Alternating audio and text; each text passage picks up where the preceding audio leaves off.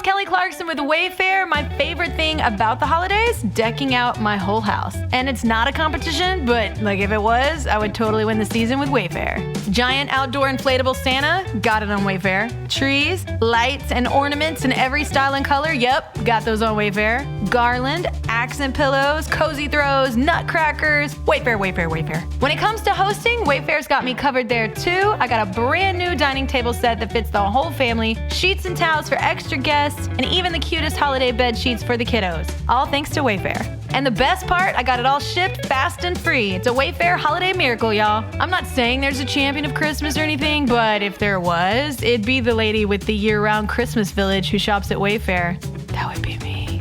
For everything festive and just your style, all delivered with fast and free shipping, visit Wayfair.com or download the Wayfair app to totally win this season. But again, it's not a competition. Wayfair, every style, every home. This podcast is sponsored by Talkspace. Last year, I went through many different life changes. I needed to take a pause and examine how I was feeling in the inside to better show up for the ones who need me to be my best version of myself. When you're navigating life's changes, Talkspace can help.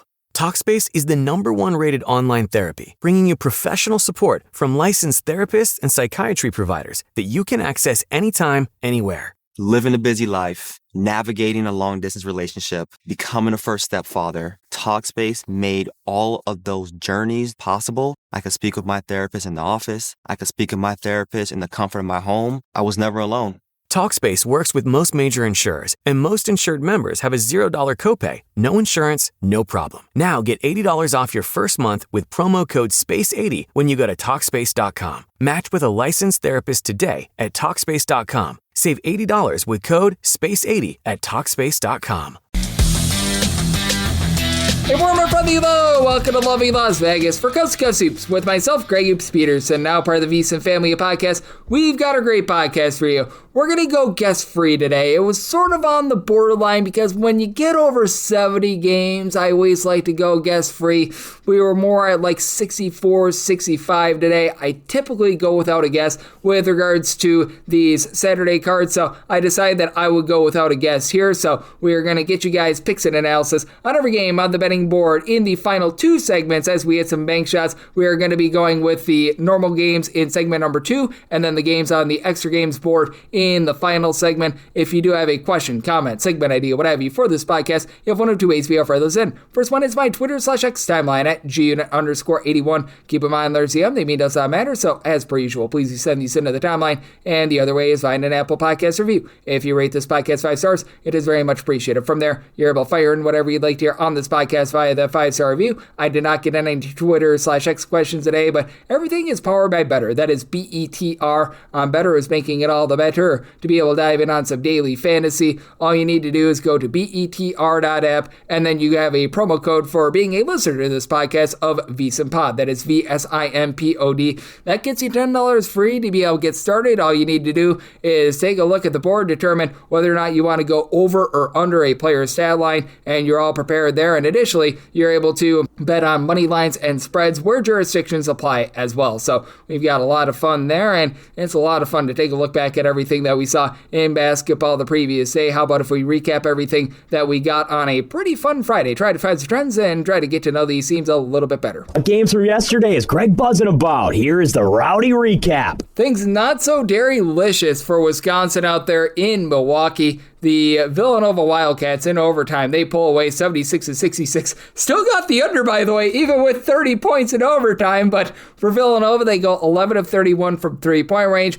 Tyler Perkins was able to give the team 19 points, 6 rebounds, and Wisconsin just got out physicaled in this game. They lose a rebound battle 40-35 for Wisconsin. They also lost a turnover battle 16-8, despite the fact that you had Nolan Winter give you 23 points, 11 rebounds. Guys around him really didn't step up. Wisconsin does go 10 of 23 from 3, but typically a sure-handed team at the free throw line. 6 of 10 at the free throw line. That turned out to be quite costly with this game going to overtime. And then you did see as well with regards to a lot of non-ranked games, the really lone ranked team was BYU. Florida State finally be able to get it done against Mississippi Valley State. This was not great from Mississippi Valley State. They got down 54-17 at the half, 96-49. Florida State gets the job done. They go 13-40 from three-point range. They won the turnover battle 25-10. For Mississippi Valley State, they had 25 turnovers and 17 made field goals, and they went 12 of 22 at the free throw line. That is not conducive to a win out there. Lots of fun mid-major fare. Akron continues to be very dominant. They take down Eastern Michigan, this by kind of 93-72, and Akron is starting to lay some big numbers, and they've been able to cover these larger numbers as well. For Akron in this game, they were about a 15.5 point favorite. They were able to get the job done out there. As for Akron, big reason why they were able to do so, they were able to just drive the ball inside. They went just 3 of 18 from three-point range, just for one of the better three-point shooting teams in the country, but won the rebound battle 44-36 with Armani Lyles supplying 16 points, 12 rebounds, and then a double-double out of Evan Mahaffey with 14 points, 10 rebounds. Tavari Johnson led the way with 25 points, and for Akron, they win the turnover battle 10-8, and they just continue to get that up-tempo style, and they find a way to be able to generate a whole bunch of offense. Also being able to generate a whole bunch of offense. How about High Point? They take down LaSalle 84-72. I know that there were some people that were calling shenanigans on the foul that was called with about 5 seconds remaining in this game, because High Point, on the closing number, they were laying in that neighborhood about 13.5 to 14.5 points. That did allow you to be able to cover, but still High Point looking very, very solid right now this season, even with no cover, as they had in this game 24 big points out of Conrad Martinez off the bench, as they've got some pretty good depth in this game. You really didn't even have a lot of your star players really be able to step up, though. Braden Housen, he was able to give the team about 11 points. They were a little bit short-handed, but they find a way to be able to persevere there. And for High Point, how about 13-27 from three-point range and winning the turnover battle by a count of 12-8 early on in the day. Sacred Heart was able to absolutely line base Dartmouth 85-63 the final. As for Dartmouth, 9 of 30 from 3. They lose their rebound battle 48-45, and for Dartmouth, they lose the turnover battle 21-9. That's not great, as Makai Connor double-double for Sacred Heart, 21 points, 10 assists, so that was able to headline the day to get things all started. This is uncharacteristic of UC Irvine. Bad home loss from them, 84-58. Belmont just absolutely walloped them. For Belmont, 13 of 25 from three-point range, and for UC Irvine, typically a good team on the glass, they lose that rebound battle 46-31. As for Belmont, Sam Orme, 12 points, 12 rebounds, and nobody for this Belmont team had more than 14 points, as Drew Skronowski off the bench was able to supply 14 points. But for this Irvine team, even though they won the turnover battle 15-9, just not a lot doing from them from the floor. They shot 32% from the field, so a nice road win for Belmont. For the Power Conference teams playing bye games, it was a little bit of a mixed bag. LSU, they get the win but no cover against Southeast Louisiana, 78-65 the final. As for LSU, 9 of 22 from three-point range. You had Markel Sutton supply 19 points, 9 rebounds, and they won the turnover battle 9-8. But for Southeast Louisiana, they did a relatively solid job inside. They played even up on the glass, 29-29 in terms of the rebound battle, so they were able to get a good cover. And for Baylor, they absolutely take it to Alcorn State. They win this game by, if math serves me correct, 67 points, 113-56 a final. Actually, 57 points. I apologize. My UW Oshkosh education let me down there, but still, that's a win. They doubled up Alcorn State. As for Baylor, they go 9 of 21 from three-point range. Every single starter had at least 12 points, and off the bench was actually your number 2 scorer, and Isaac Williams, the second.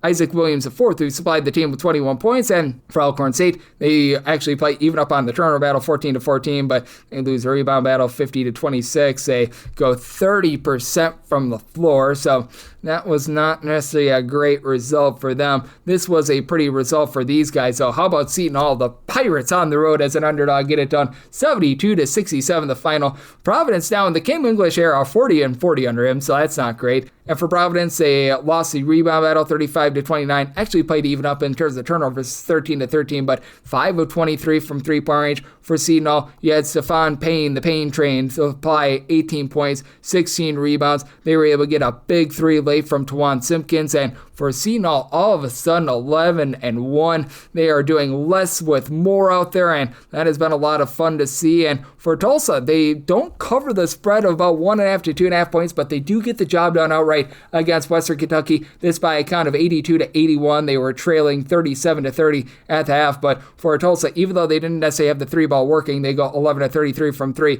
You had Pupla, hopefully I said that correct. He was able to give the team 17 points. You had Tylen Riley supply 18 as well. And for Tulsa, they find a way with being able to knock down some late threes, winning that second half 52-44. As for Western Kentucky, they do win their rebound battle 39-33, 12 rebounds off the bench from Armelo Boone. But for Western Kentucky, also, they go 12 of 29 from three, but they actually shot pretty much the same from 2-point range with regards to percentage at 13 out of 34, if I'm not mistaken. So Western Kentucky unable to get the job done out there, but being able to get the job done. How about what we saw out of Tarleton State? They take it to Florida A&M 78-54. As for Florida A&M, right now this team has been playing some of the sloppiest offense at all of college basketball, and they lose the turnover battle 23-20. So if you had the under in this game, that was able to catch very, very easily because things were just all sorts of yucky and gross out there. And what was very nice to be able to see as well as you were able to get the job done if you were on Abilene Christian getting the points,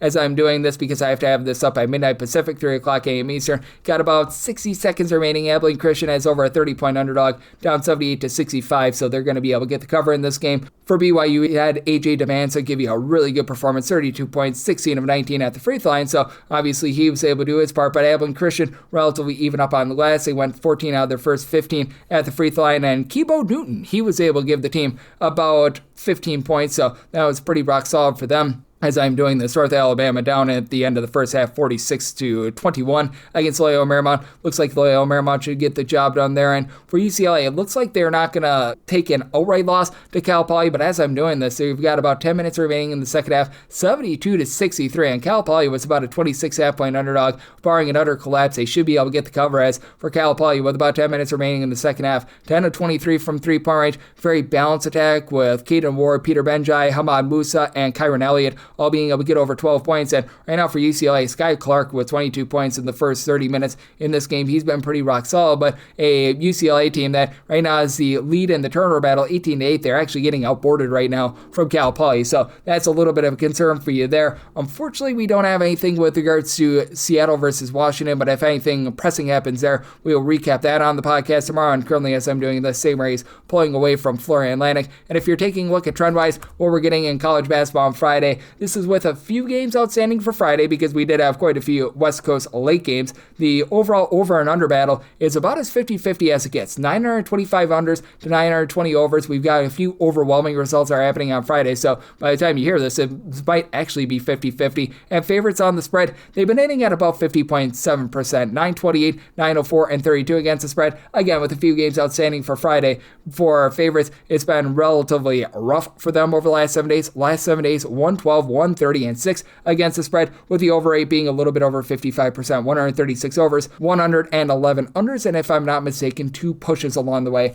as well. So that's where we're seeing college basketball right now, and that's where we're all getting trend-wise. Coming up next, how about if we start getting you guys those picks and analysis on every game on the betting board for this college basketball Saturday as we hit some bank shots.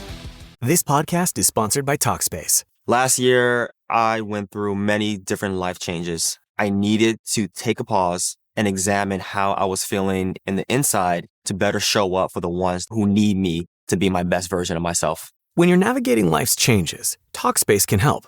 Talkspace is the #1 rated online therapy, bringing you professional support from licensed therapists and psychiatry providers that you can access anytime, anywhere. Living a busy life, navigating a long-distance relationship, becoming a first-step father, Talkspace made all of those journeys possible. I could speak with my therapist in the office. I could speak with my therapist in the comfort of my home. I was never alone.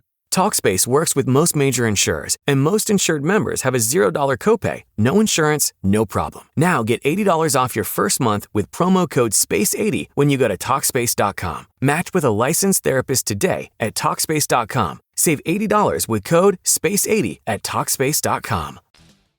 Side edge this college basketball season? Well, VSiN experts use CBB Analytics, the most comprehensive college basketball analytics platform in the world. See injury impact, on and off data, clutch time performance metrics, first versus second half splits, and so much more. Utilize the promo code of VSiN, that is VSIN, to get $30 off and find your betting edge over at CBBAnalytics.com. That is CBBAnalytics, all one word, .com. For anyone that is new new to VSiN? Well, I wish you a friendly hello. This is an attention to anyone that is new to VSiN because you're able to get some free stuff with our daily newsletter. It's a great way to catch up on everything that's happening in the sports betting world. It's delivered straight to your inbox every single morning. VSiN's newsletter offers picks, data, strategies for the day's betting menu, and so much more. Sign up for free today over at VSiN.com/newsletter. That's VSIN.com/newsletter and start receiving your free newsletter tomorrow morning. That is VSIN.com/newsletter. Stay ahead of the game and bet smarter with VSiN.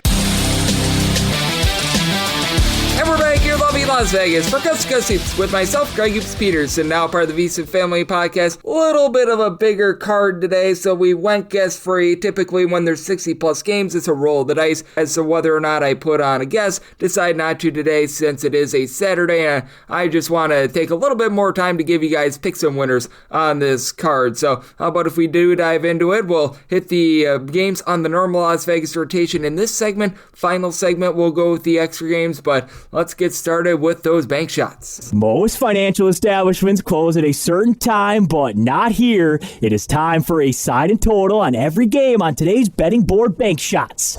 Now, do note that as per usual, any changes that are made to these plays will be listed up on my Twitter/X feed at gunit_81, and we are going to be going in Las Vegas rotation order. So in this segment, it's the games involving two teams from larger conferences, and then the games in the final segment will involve any one team in a game from these conferences: the MEAC, the SWAC, the Atlantic Sun, the Northeast Conference, the America East, the Patriot League, the Southland, the Big South. I believe that I have covered them all. So how about if we do get things kicked off with 601, 602 on the card. Michigan State is going to be playing against Oakland. This is from Little Caesars Arena. 20 to 20.5 points is what you're laying with Michigan State. 155.5 to 156.5 is the total, and I do like this total to the under. I set my total at a 150-1, as for Michigan State, one of the slower teams that you're going to find in all of college basketball, currently clocking in 296th in the country in terms of total possessions per game, and they're absolutely dominating the glass. Number one in all of college basketball in terms of rebound percentage, and they don't necessarily have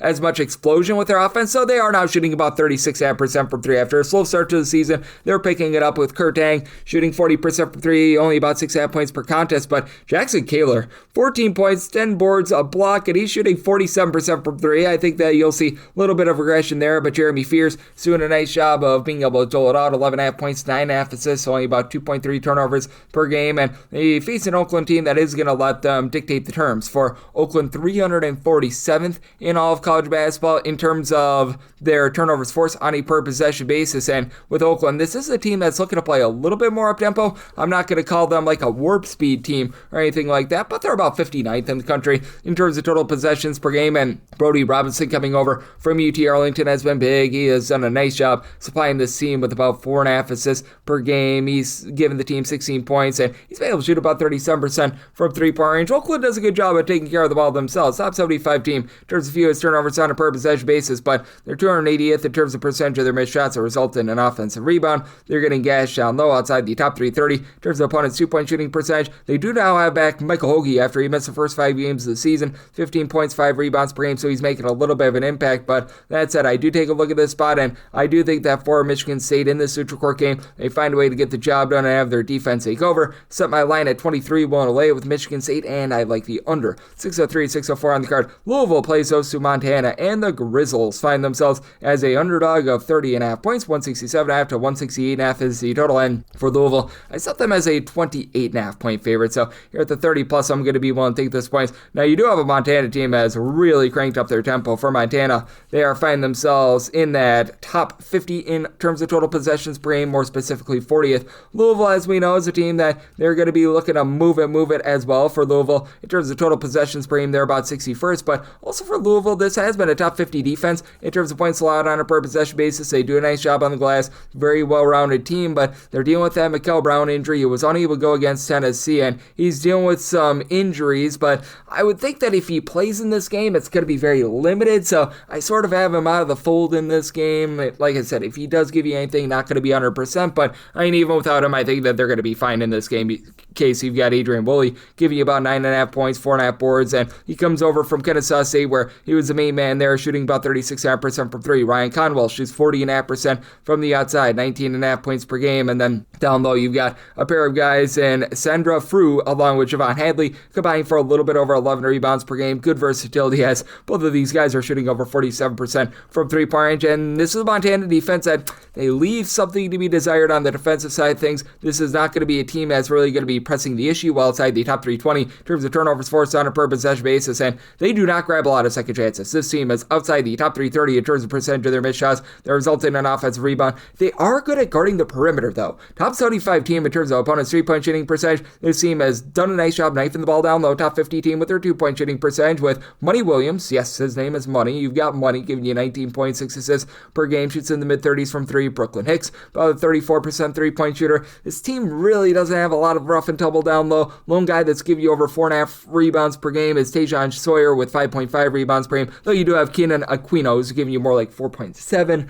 rebounds per game. Louisville going to have that advantage down low. I do, though, think that Montana's perimeter defense does just enough to keep them in there. Set my line at 28.5, so you're at 30 plus. I do like the points, and set my total at 168.5, so at a 167.5, I'm in on the over. 6-5, 6-6 on the card. Kansas State plays us to South Dakota. South Dakota is a 21 to a 21.5 point underdog.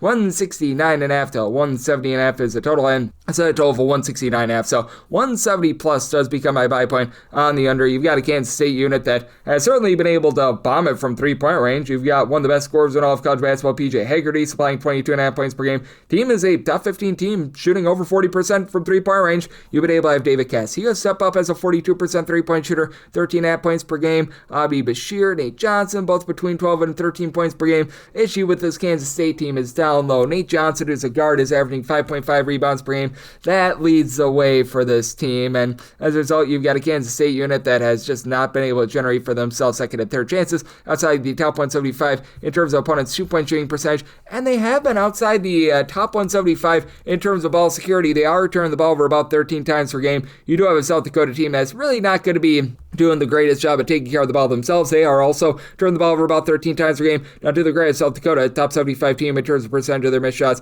They result in an offensive rebound, and they force you to go inside. For South Dakota, percentage of opponents' shots that come from three-point range is in the top 10 in terms of lowest percentages in the country, but they're also outside the top 320 in terms of opponents' two-point shooting percentage. So they're forcing you inside, but they're not doing a great job of being able to guard the inside. And then you've got Isaac Bruns, who's been able to give you 20.5 points, 8 boards, but he only shoots about 28.5% from three. Jordan Crawford, he shoots 28.5% from the outside with about 12 points per game. It's a South Dakota team that's outside the top 225 in terms of their three-point shooting percentage. South Dakota, to the credit, top 175 team in terms of generating turnovers. So once you get to a 170 plus, I do like the under, even though you do have two teams that they are very much going to be looking to push a little bit of tempo here. With Kansas State, they have been, in terms of total possessions per game, in the top 100 in all of college basketball. As a matter of fact, they're in the top 50. And then for South Dakota, this is a team that's looking to gun it themselves, 22nd in the country in terms of total possessions per game. But I do think that Cameron Fenn's, the fact that he's been able to give you a block and a half, 6.5 rebounds per game as a true 7-footer, is going to be just enough for this team to be able to hold in there. I set my line at a 19.5. I think that South Dakota being able to grab those second and third chances and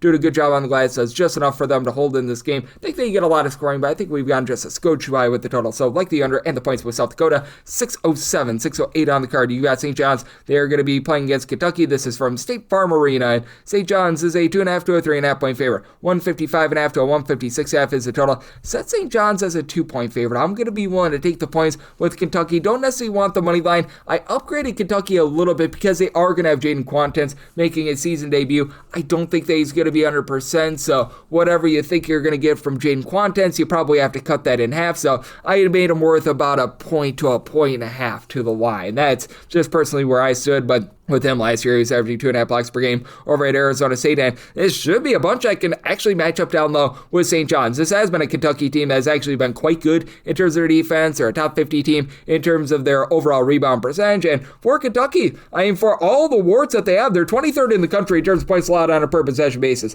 Problem has been the offense, and for the offense overall, it's been a top 125 team in terms of points scored on a per possession basis. They're not really turning the ball over a lot. They just have had a tough time in the step-up games against a defense that ranks 100th or better in terms of points allowed on a per possession basis. They've had 5 of these games. They have scored 72 points or fewer in 4 of them. So that's a big, giant issue. Ortega Owe has been very shaky to say the least. 14 points per game. He's up to now shooting about 37.5% from 3. And Denzel Aberdeen has been solid coming over from Florida. 3 assists, a steal, 12 points per contest, shooting 34% from 3. And it's not sloppiness that has cost Kentucky. Like, Kentucky has slowed themselves down. They're about 168th in terms of total possessions per game, but they're turning the ball over 9.5 times per game. They're just not knocking down shots outside the top 25 in terms of opponent's 3-point shooting percentage. Now they face the St. John's team that ranks in the top 35 in terms of points allowed on a per possession basis. Also a top 30 team in terms of total possessions per game. They play fast, but they're pretty efficient on defense. They're a top 55 team in terms of opponent's 2-point shooting percentage. Teams are only shooting about 30.5% from 3-point range against them, but they have been outside the top 225 in terms of defensive rebound percentage. This is by having Dylan Mitchell give you 6.5 boards, 7 points per game. Zuby Ejiofor, 7 boards, 3 blocks, 14 points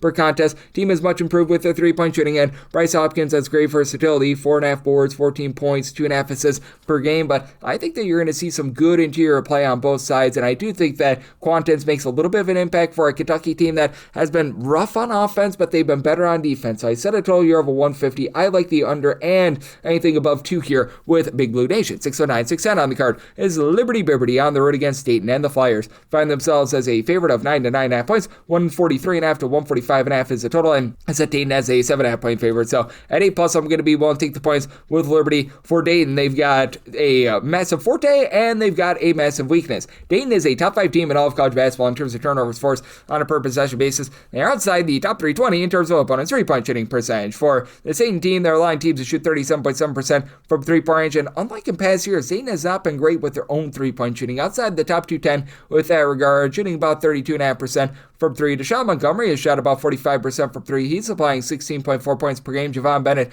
that same number of 16.4 points. They combine for about 6 assists per game. Between the two of them, 4 steals per contest, but we've got Bennett only shooting about 30% from 3-point range. Emil Latang at 7'1", great versatility, 12.5 points, 6.5 boards, a little bit over a block per game, and he does shoot 32.5% from 3. But you've got a Liberty team that is just absolutely shooting the lights out from 3-point range. Right now, as a collective, they shoot 41% from the outside, top 10 mark in all of college basketball. Now, at the expense of the good looks that they get from 3-point range, this is a unit that is not going to grab a lot of second and third chances. Outside the top 350 in terms of percentage of their missed shots that result in an offensive rebound. They also shoot 63% at the free throw line, which if they were a favorite, that would make a little bit more of an impact because they don't really get to the free throw line too much. But you've got Brett Decker giving you 18 points. He's been able to shoot 55% from 3. Kaden Matheny has been able to give you 13 points on 36.5% 3-point shooting. And then Zach Cleveland is the lone guy that really doesn't pop it from 3, but 9 points, 8.5 boards, 8 assists, 1.3 steals per game as a 6'7" point forward. I think that is going to be a little bit tough for Dayton to be able to match up with, and Liberty does a great job taking care of the ball. Top 40 team in terms of fewest turnovers on a per possession basis, and even though they don't grab a lot of offensive rebounds, this Liberty team doesn't allow you to grab a lot of second and third chances as well, and even when they get pushed inside, Liberty is a top 10 team with regards to their 2-point shooting percentage, but Liberty, they are playing so super duper slow, 344th in the country in terms of total possessions per game. Dayton has actually sped themselves up quite a bit. Dayton is now finding themselves more in that top 125 in terms of total possessions per game, to be exact 87. So set a total of 143.5 out of 144+, like the under, and I'm going to take 8+ with Liberty. 6'11", 6'12 on the card. It is Buffalo, and they are on the road facing off against Western Michigan. Western Michigan, a 1 to 1.5 point home underdog, 150.5 to 152.5 is the total, and I made Buffalo the 4-point favorite. I'm going to be willing to lay it with Western Michigan. It's just all about the bad perimeter that play that this team has. They were the worst 3-point shooting team in all of college basketball in terms of their home 3-point shooting percentage last season. They're a little bit better this year, but this team still leaves a lot to be desired. They're shooting about 34% as a collective, with Jalen Griffith coming in, giving you about 16 points. He shoots 36% from 3, and then Jaden Brewer, Trey Lewis, they combine to shoot about 36% from the outside. Between the two of them, you're getting about 21.5 points per game. Brewer's been able to give you 7 rebounds, comes in for Fleur National as a do-it-all sort of player, and for Western Michigan, this team has been able to do an okay job in terms of making a few more shots, but along the perimeter, they're allowing teams to shoot 35% from 3, outside the top 260 in all of college basketball, and they're outside the top 320 in terms of turnovers forced on a per possession basis. So that means clean possessions for a Buffalo team that they're going to look to slow this this thing down, and they're going to look to control the tenor of this game. Western Michigan, about 119th in the country in terms of total possessions per game. Buffalo is 338th, but Buffalo has been incredibly efficient on offense. This is a top 75 team in terms of points scored on a per possession basis. They shoot 37.5% from three-point range, with Daniel Freitag leading the charge. 44% three-point shooter, 20.5 points, 5 boards, 3 assists, and then Ryan Sable, 15.5 points. He shoots 36% from three. And the Bachelor, Noah Bachelor, how about 4.5 boards, 7.5 points, began his career in Maryland, over a 40% three-point shooter. Buffalo does a nice job taking care of the ball. Top 125 team in terms of fewest turnovers on a per possession basis.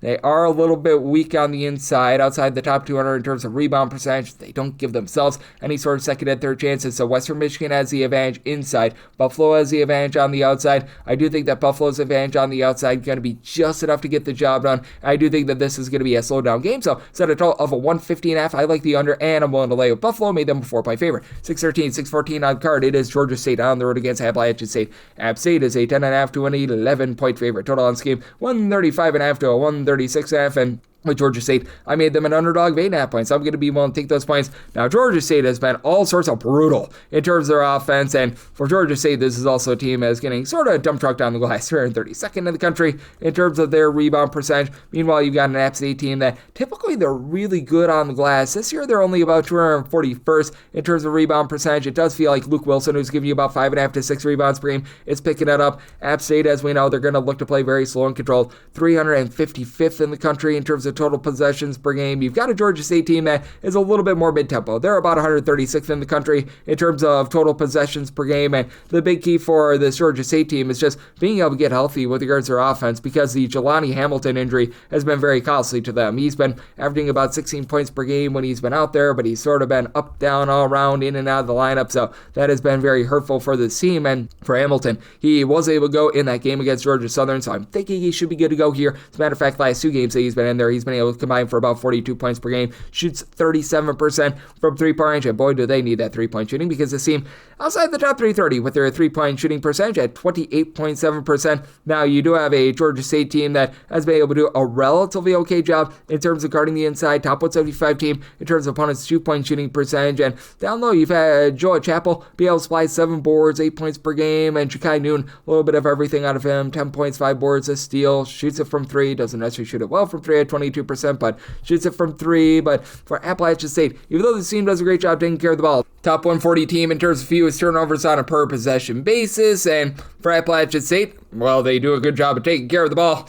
Well, they are not generating any turnovers whatsoever. They are outside the top 300 in terms of turnovers forced on a per possession basis. And for Appalachian State, where they've really went wrong on the glass is on the defensive side of things. They actually give themselves a decent amount of second and third chances, but have been outside the top 275 in terms of defensive rebound percentage. Other than Wilson, who I mentioned before, nobody else gives you more than 5 rebounds per game, though. The backcourt is looking better. You've got Alonzo Dodge shooting 41% from 3, 4.5 boards, 3.5 assists, 12 points per game, and the South Florida transfer, Kasan Jennings, 16 points, 2.5 assists. He's shooting 43% from 3. Now, outside these two guys, nobody else really shoots well from three-point range other than Luke Ledford, who has played in 2 games and has made 3 threes. So everyone else on the roster shooting below 31.5% from three-point range. I do think that that's going to keep Georgia State relatively lively in this game. Now, for this Appalachian State bunch, good at being able to guard on the inside, top 75 team in terms of opponents' two-point shooting percentage. They're doing a nice job cutting teams off from three-point range as well. So I did set quite a bit of a lower total here. That's an Appalachian State team that slows things down. Still a top 150 team in terms of the overall shooting percentages. So I've set a total of a 130.5. I do like the under, and with Georgia State, I'm going to be willing to take those points. Made them an 8.5 point dog. 615, 616 on the card. Miami of Ohio is on the road against Ball State. Ball State is a underdog of 10.5 to 11 points. 146.5 to 147.5 is the total, and made my line 10.5. So at 11, I'm going to be willing to take the points with Ball State. Ball State has slowed themselves down quite a bit. They're outside the top 300 in terms of total possessions per game, while you've got a relatively mid-tempo Miami of Ohio team, who is about 125th in the country in terms of total possessions per game. This Miami of Ohio team, though, is just really good with their offense. They're overall 34th in all of college basketball in terms of points scored on a per possession basis. If you want to go on a road/shoot record environment, they go into the top 30 with this regard, and this is even with their three-point shooting percentage not quite being what it was 8 seasons ago. It's still good. They're 21st in the country in terms of three-point shooting percentage, but actually elevates to 40% when they're away from home. And you do face off against Ball State unit that they have had a rough time with their three-point shooting. They're shooting about 29% from three-point range, as outside the top 315 nationally. The one thing that Ball State has been able to do, though, is they've been able to generate turnovers. They bring in Devin Barnes. He was over at UTEP. He's been able to bring that system with them. Ball State overall a top 100 team in terms of turnovers forced on a per possession basis. That goes into the top 75 when they are at home. And for Ball State, I do think that they're going to be able to find a little bit more success moving forward from the outside. That three-point shooting goes up to about 33% at home. And now they've got Joey Hart back in the fold. He was missing for the first 8 games of the season, transfers in from Kentucky. He has scored a combined 36 points in the 3 games that he's played. It's a small sample size, but he has went 4 of 9 from three-point range, so that'll elevate them a little bit. You've got Davion Hill, Armani Ziegler combining for about 21.5 points per game. Neither of these guys are necessarily flamethrowers from three-point range, but you know what? With Ziegler, you're able to get about a steal and half per contest out of him. And for Ball State, they've been able to do a respectable job on the glass. They're inside the top 250 in terms of defensive rebound percentage, and they've been able to do a pretty rock-solid job in terms of guarding the arc. Teams are shooting about 32.5% from three-point range against them. And for Miami of Ohio, I could see a little bit of regression with this three-point shooting, though they are one of the best three-point shooting teams in all of college basketball. Evan Apsaro has been your top scorer with about 15 points on 40% three-point shooting, but each of your top 4 scorers are shooting at least 40.5% from three-point range, including Peter Suter shooting 50% from 3, 12 points per game out of him. Elmar Atlison, who comes over from Bradley at 6'8", 12 points, he's been able to shoot 44% from 3. Brent Byers, 14 points, 4.5 boards, he shoots 41%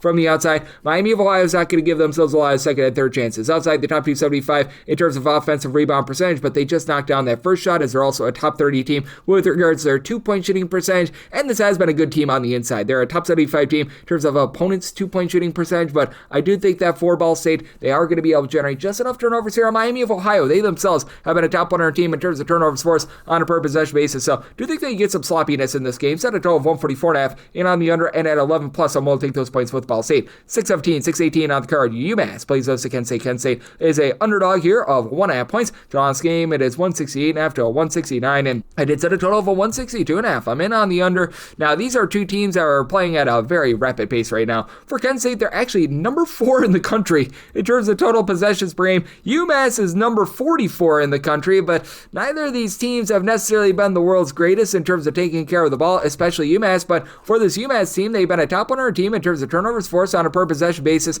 Typically, Kent State has actually been quite good in terms of generating turnovers. Not so much of that thus far this season, but with this UMass team, I did set them as a 4.5 point favorite. I'm going to be willing to lay the number, mainly because I think that they're going to do a nice job in terms of generating second and third chances. You've got a Kent State team that is 48th in the country in terms of percentage of their missed shots that result in an offensive rebound. UMass is right there, though. They're number 60, and for UMass, this team does have a little bit of rough and tumble, and for UMass, unlike last season, they actually have a little bit of three-point shooting. Last year, they were bottom 10 team in the country in terms of their three-point shooting percentage. They brought in Marcus Banks from UMBC, shooting 40% from 3, 18 points per game, and for UMass, they shoot 35% from 3. That's in the upper half of all of college basketball. Leonardo Batal, Daniel Hankins-Sanford, these guys are combining for about 14 rebounds, 28.5 points per game, so love what these guys have been able to bring to the table. And when it comes to being able to generate turnovers, this UMass team has been very much relying upon Banks to be able to give you a steal per game, but Jaden Nadunji, he does a bit of everything. 6.5 points, 6.5 boards, 3 assists, steal and a half per contest. Absolutely love what he's been able to bring to the table. Flip side for Kent State, you've got Recco Gillespie, who's been one of the top rebounders in all of college basketball. For Gillespie, averaging a double-double, 19.5 points, 12 rebounds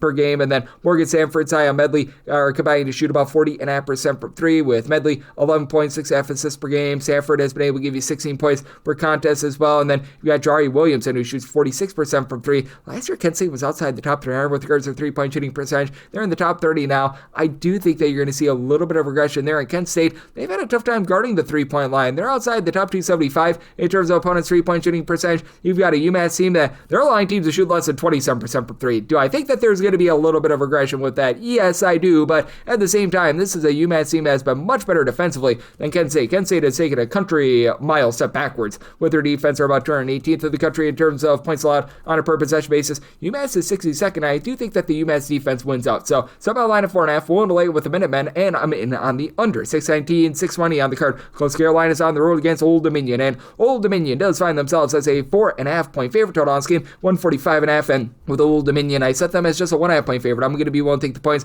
Coastal Carolina has sped themselves up quite a bit. Coastal Carolina now finds themselves in the top 150 in terms of total possessions per game. Old Dominion is about as mid-tempo as it gets, 175th in the country in terms of total possessions per game, and Coastal Carolina is not going to force the issue. They're outside the top 335 in terms of turnovers forced on a per possession basis. Old Dominion is not either. They're outside the top 330 themselves in terms of turnovers forced on a per possession basis. You've had a few injuries with this Old Dominion team that has been costly for them. Robert Davis, he's been playing throughout much of the year, but he's only giving you 9 points per game. He has been just not himself, but now you've got Casey Shaw back after he was missing for like 4 or so games. He's been the main scorer with about 15.5 points per game. Does not shoot it at all from three-point range, and despite that, Old Dominion, who was awful with their three-point shooting last season, they're up to about 32.5% three-point shooting this year. That's a little bit below country average for this Old Dominion team. What has really taken a step back, though, is the rebounding. Last year, this team was a top 25 team in terms of percentage of their missed shots that resulted in an offensive rebound. They are now outside the top 250, and with Jordan Battle, he's right now at the top rebounder, 5.7 rebounds, 13.5 points per game. Kalen Sweaton-Roger, who comes over from Maryland, 7 points, 4.8 rebounds, block and half per contest as a true 7-footer. And on the other side of things, you've got a Coastal Carolina group that they don't have that same 7-footer in Noah Ammenhauser from a season ago, but they do return much of the backcourt from a season ago, and they brought in Joshua Beadle from Boston College, who's been supplying 14 points, 3 assists, not necessarily a great three-point shooter, but AJ Dantzler along with Rashid Jones, who have been able to give you 13.5 points per game apiece. They combined to shoot about 35.5% from three-point range, combined for about 10 rebounds per game. You've got both of these guys giving between about 2.5 to 2.8 assists per game. And Coastal Carolina, while they don't generate turnovers, they do a great job of taking care of the ball themselves. Top 75 team in terms of fewest turnovers on a per possession basis. And they also do a great job in terms of their opponents' percentages. They're a top 50 team in terms of opponents' two-point shooting percentage, top 125 team in terms of opponents' three-point shooting percentage. I think that keeps them lively against an Old Dominion team that's still not necessarily a great shooting team in general. And for this Coastal Carolina team, they don't give themselves a lot of second and third chances. They've actually been, though, a really good team on the defensive glass, being a top 150 team there. So I did set a total of a 145.5. I think that you get just enough possessions for and over if we dip back down to a 145. So 145 or less and on the over, 146 or higher the under. As I'm doing this is right on my number, so we'll see what the line movement is. But with Coastal Carolina, we'll take those points, set them as a 1.5 point dog. 621, 622 on the card. Utah State plays us at Colorado State. Colorado State 7.5 to 8.5 point underdogs. 148.5 to 149.5 is the total, and set a total of 145.5. I like the under. With Colorado State, this has been one of the most efficient offenses in all of college basketball, a top 8 team in terms of points scored on a per possession basis. The one thing with Colorado State is, man, this team is slow. 361st in all of college basketball in terms of total possessions per game. And for Colorado State, they have been outside the top 175 in terms of points allowed on a per possession basis. And Utah State, a very mid-tempo team, 156th in terms of total possessions per game. Utah State has been pretty solid with regards to their defense, 41st in the country in terms of points allowed on a per possession basis. You do have a Colorado State team as 251st, but I am willing to take the points here with Colorado State. And if you look at Colorado State, they've actually been much more efficient with their defense when they've been away from home. I'm not saying that they've been an amazing defensive team away from home, but in games played in a road/court environment, they do find themselves in closer to the top 115 in terms of points allowed on a per possession basis. And for Colorado State, this is sort of a make it and take it sort of team. They're good at protecting the ball, top 125 team in terms of fewest turnovers on a per possession basis, well outside the top 340 in terms of generating turnovers themselves. But they're also doing a nice job in terms of both not allowing themselves to get a lot of second chances. This team is outside the top 300 in terms of percentage of their own missed shots that result in an offensive rebound, but they're also a top 75 team in terms of defensive rebound percentage as well. So, I mean, it's a lot of just one and done possessions. For Colorado State, their forte has been shooting 44.7% from three. That leads all of college basketball. As a matter of fact, for this Colorado State team, each of your top 6 scorers shoot at least 39.3% from three, with all but one of them shooting at least 43.8%. We're going to see some regression here. Kyle Jorgensen, Josh Passarelli, they combine for 30 points per game, and they're both shooting above 51.5% from three-point range. That's not going to continue. Kerry Booth, 7 points per contest. He's been able to give you about 12.5 points per contest. He's shooting 46% from three. Again, should see a fall off, but 6'6" Jevin Muniz has been able to do a bit of everything. 5 assists, 8 points, 4.5 rebounds per game. And on the flip side, for Utah State, they might actually have the best player in this game. That'd be MJ Collins. He comes over from Vanderbilt, and he has been absolutely pulverizing teams. 20.5 points, pair of assists per game, shooting 45% from three-point range. And this Utah State team, they shoot 37% from three. Rock solid there. They don't necessarily do one thing amazing on defense other than the turnovers. They've been a top 40 team in terms of turnovers forced on a per possession basis, but they're solid with their two-point shooting defense. They're pretty solid with their three-point shooting defense. So they do a lot of things well. Mason Kozlov, back from season ago, 3 steals, 15 points, 5.5 boards. Nice stat sheet suffering that Kobe King has been able to shoot over 40% from three-point range. I do anticipate this being a bit more of a slowed down game. I did, as a result, set Colorado State as an underdog of 5.5 points. I do think that their overall offensive efficiency helps them hang in there, so we'll take those points with Colorado State, and I'm in on the under. 623, 624 on the card. The men of Troy play also Marshall. Marshall is an underdog of 4.5 to 5 points. 153.5 to a 155 is the total, and the men of Troy, I said, as a 6-point favorite. I'm going to be willing to lay the number. This Troy team just continues to find a way to be able to get the job done, and the Campbell brothers have been exceptional for this team, as you've got Cooper Campbell, who's been supplying 15 points, 5 assists on 42% three-point shooting. Kobe Campbell shoots 41% for 3, 9.5 points per game. And that's really the pop from 3 that Troy was missing from a season ago. Last year, they were outside the top 3 with regards to their three-point shooting percentage. Now you've got Thomas Dowd, who's just able to operate down low, a steal and a half, 15 points, 10.5 boards. He's also shooting over 40% from three-point. Victor Valdez has been the top scorer, only shoots about 30% for 3, but 17.5 points per game, and this has been a Troy unit that has done a very good job in terms of generating turnovers. It's a little bit of an up-down, all-around sort of defense, a team that ranks 223rd in the country in terms of points allowed on a per-possession basis, but they should be able to have their forte of being able to generate turnovers win out here against a Marshall team that has been outside the top 280 in terms of turnovers on a per-possession basis. This Troy team, about 130th in terms of turnovers forced on a per-possession basis in road/neutral court games. At home, they're only generating a turnover on like 5.3% of possessions. I do think that is going to be going northward. That was a little bit of a harebrained game that they played at home to start the season, but for Marshall, you do have a guy in Jalen Spears that, while he gives you 14 points, 5.8 assists per game, he is a headliner for a team that has turned the ball over about 13.5 times per game. But Marshall, they themselves outside the top 250 in terms of turnovers forced on a per-possession basis. Marshall pretty stout down low, though. They bring in Victor Van Komen, a 7'2" big man, actually 7'4" big man, that's able to give you 3.2 blocks, 8.5 boards, 7 points per game. Obviously, not a guy that's going to pop it and lock it for 3. And then you've got Noah Atsudi, who's been able to supply 13 points, 4.5 assists, 4 boards, but 3.6 turnovers per game. Caleb Hollenbeck, I like him, shooting 43% from three-point range with about 7 points per game, and Marshall as a whole, a top 125 team with their three-point shooting percentage at just a hair below 36%, so they've been solid there, but they're also giving up a lot of second and third chances on the glass. Marshall outside the top 280 in terms of defensive rebound percentage. A little bit of that is the blocks that you get from Van Komen, and for Troy, they themselves outside the top 225 in terms of defensive rebound percentage, so we should see a lot of second and third chances in this game. You do have a pair of teams that are looking to push quite a bit of pace. Marshall is a little bit slower than Troy. Troy is currently 6th in the country in terms of total possessions per game. Warp set because they play the double overtime game, and then they play in triple overtime against USC. When you get 25 extra minutes, you're going to have more possessions. Marshall's more around about 4th, but still two teams are going to be looking to push a bit of tempo, so I set my total at a 154, at a 153.5, which is primarily what I'm seeing. I'm in on the over, and I'm going to be willing to lay up to 5.5 here with Troy. 625, 626 on the card. Elon is on the road against Virginia Tech. Virginia Tech, a 14.5 to a 15-point favorite. 156.5 to 157.5 is the total, and I said Elon is an underdog of 11 points. I'm going to be willing to take those points. Now, Virginia Tech has been without Toby Lual each of the last 6 games, and it's not looking very optimistic that he plays, and even if he does, he's not going to be 100%, and that's big because he's been a double-double machine, 12 plus points, 10 plus rebounds per game. At 6'7" or so, he's able to pop it from three-point range, and then for this Elon team, it has been incredible what you've seen of Chandler Cothrell. He's been supplying 21.5 points, 7 boards, a steal per game. He's only shooting in the mid-30s from 3, but it's an Elon group that is in the top 55 in terms of points scored on a per-possession basis. Very balanced with that offense as well, as they find themselves in the top 125 in terms of both 2-point and 3-point shooting percentage, while being a top 75 team in terms of protecting the ball with only about 10.5 turnovers per game. Now, the Elon team has been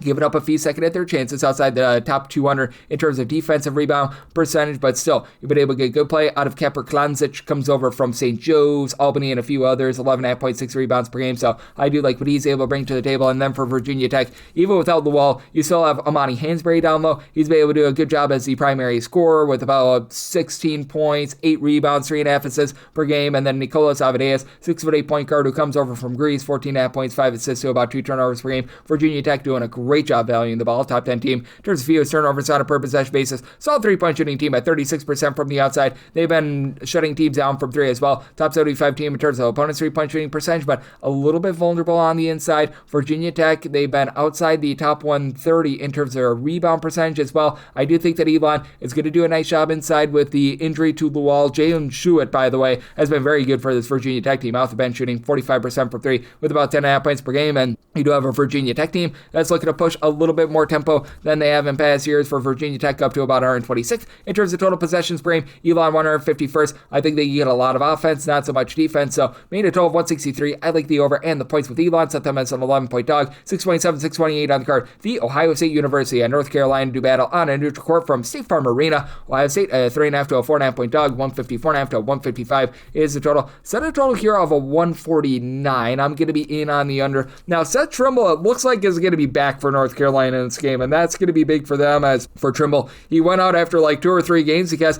I think like some weightlifting equipment or something like that fell on his arm, so we're going to see how close to 100% he's going to be. It should be able to provide the team a boost. I don't know if he's going to be fully back to 100%, though. What you do know is that this North Carolina team is going to dominate down low. Henry Vassar, Caleb Wilson, they're combining for 19.5 rebounds per game. Between the two of them, they've been able to supply about 36.5 points and 2.5 blocks per game as well. Wilson's able to pop it from 3, but not necessarily well. Vassar is shooting 46% from 3. Should see a little bit of a fall off there, but I mean, even if you have Trimble back in full force, you have to expect that Kion Evans and Luka Brodovich are going to be controlling things in the backcourt. For Evans, not much of a scorer, but 4.3 assists and 1.6 turnovers per game. Brodovich has been able to give you 11.5 points per contest, shoots in the mid-30s from 3, and for Ohio State, this has been a plenty efficient offense. 29th in the country in terms of points scored on a per possession basis, with Bruce Jordan being one of the best guards in all of college basketball. 22 points, 5 boards, 4.5 assists. He's shooting 50% from 3-point range. Ohio State outside the top 175 in terms of offensive rebound percentage, though, and now they face off against a North Carolina team that I think is going to be able to dominate down low. And for North Carolina, this is not a team that's really going to be pressing the issue in terms of generating turnovers. They're 353rd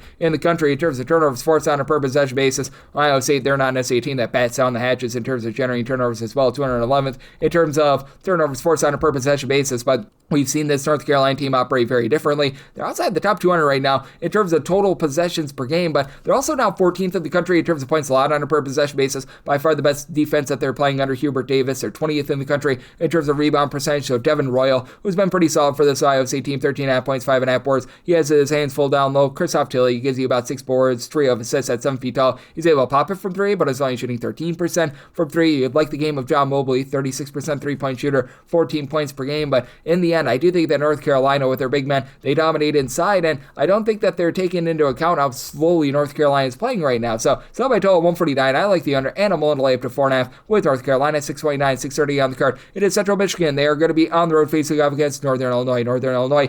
2.5 to 1.5 point favorites. So on this game, it is 149 to 149.5, and I said Northern Illinois as a 2.5 point favorite. I'm going to be willing to lay the number. And for Central Michigan, it has been a team that I've been quite impressed with because they bring in Andy Brockma, who was coaching at the Division II ranks over at Ferris State last season, and he's brought with him some of his friends. Nathan Clearbot, the true 7-footer, 13 points, 7 boards. He's been able to do a nice job holding things down low for this team, a block and a half per contest. And Nick Mullen also gives you about a block and a half per game as well. This has actually been a team that's been pretty stout on the interior with that regard, but when they don't get a block shot, they do allow a lot of second and third chances as well, so they sort of saw it a little bit too much for blocks. And for Central Michigan, their big issue is their 3-point shooting. They are outside the top 330 with their 3-point shooting percentage, which you'd expect guys coming up from the non-D1 ranks to be a little bit better. And Tamario Adley has been one of those guys. He's been solid. He's been giving you 10.5 points, 4.5 boards, 3.5 assists. He shoots about 36.5% from 3, but other than Jackson Whitaker, who shoots 37.5% from 3 with 7.5 points per game, nobody else on the roster is really shooting above 31% from the outside, and that's where I do think that Northern Illinois has a nice little bit of advantage. You've got Jayo Otika, who I still remember at Marist many years ago. He was a very rock-solid scorer. He's given the team 9 points on about 38%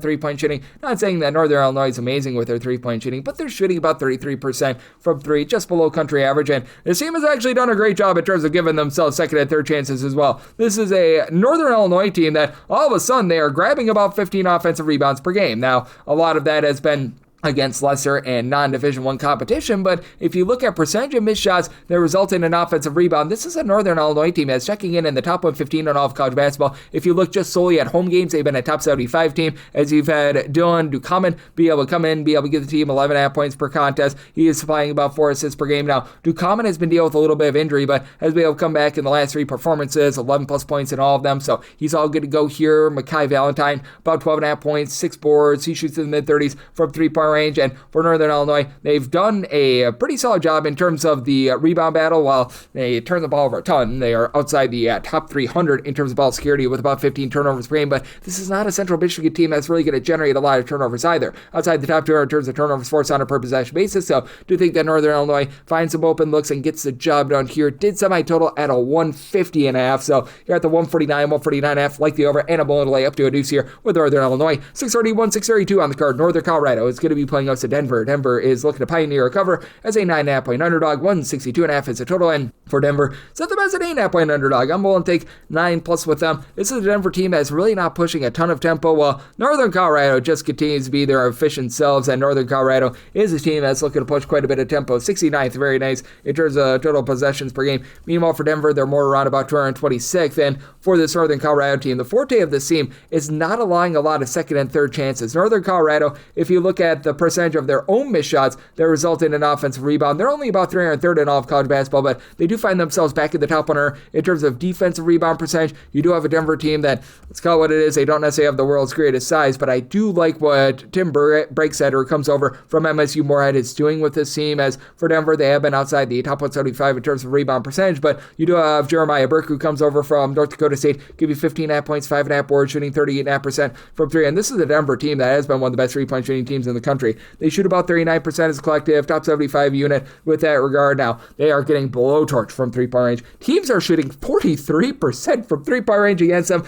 I do think that there's a little bit of positive regression coming here, and they are sort of a make it and take it sort of team. For Denver, they're outside the top 300 in terms of turnovers forced on a per possession basis. They themselves a top 125 team in terms of taking care of the ball, and then for Northern Colorado, while this is a team that they do like to be able to go bombs away from three-point range, they also do a good job with regards to their interior offense, and you're going to find that a lot with these high three-point shooting teams. They oftentimes have really good two-point shooting percentages. For Northern Colorado, they're in the top 40 with regards to their two-point shooting percentage. They're shooting 38.5% from three-point range, with Quinn Dinker leading the way, 17 points, 6 assists, shoots in the mid-30s from three. Zach Block is shooting 45% from three with about 14 points, 3 assists per contest. Northern Colorado, neither here nor there with regards to taking care of the ball, about top 150 in terms of ball security. They're not going to force a lot of turnovers either. Outside the top 300 in terms of turnovers forced on a per possession basis, teams are shooting only 27% from three against them. I do think that you're going to see some negative regression with that regard. And again, for Northern Colorado, they don't grab a lot of second and third chances themselves. They don't allow you to grab a lot of second and third chances. So interesting spot here. I did semi-total at a 162.5. This opened up at a 164.5. So at a 163 or higher, I'm in on the under, and I'm going to take 9+ here with Denver. 633, 634 on the card. Louisiana Monroe is playing us to Louisiana.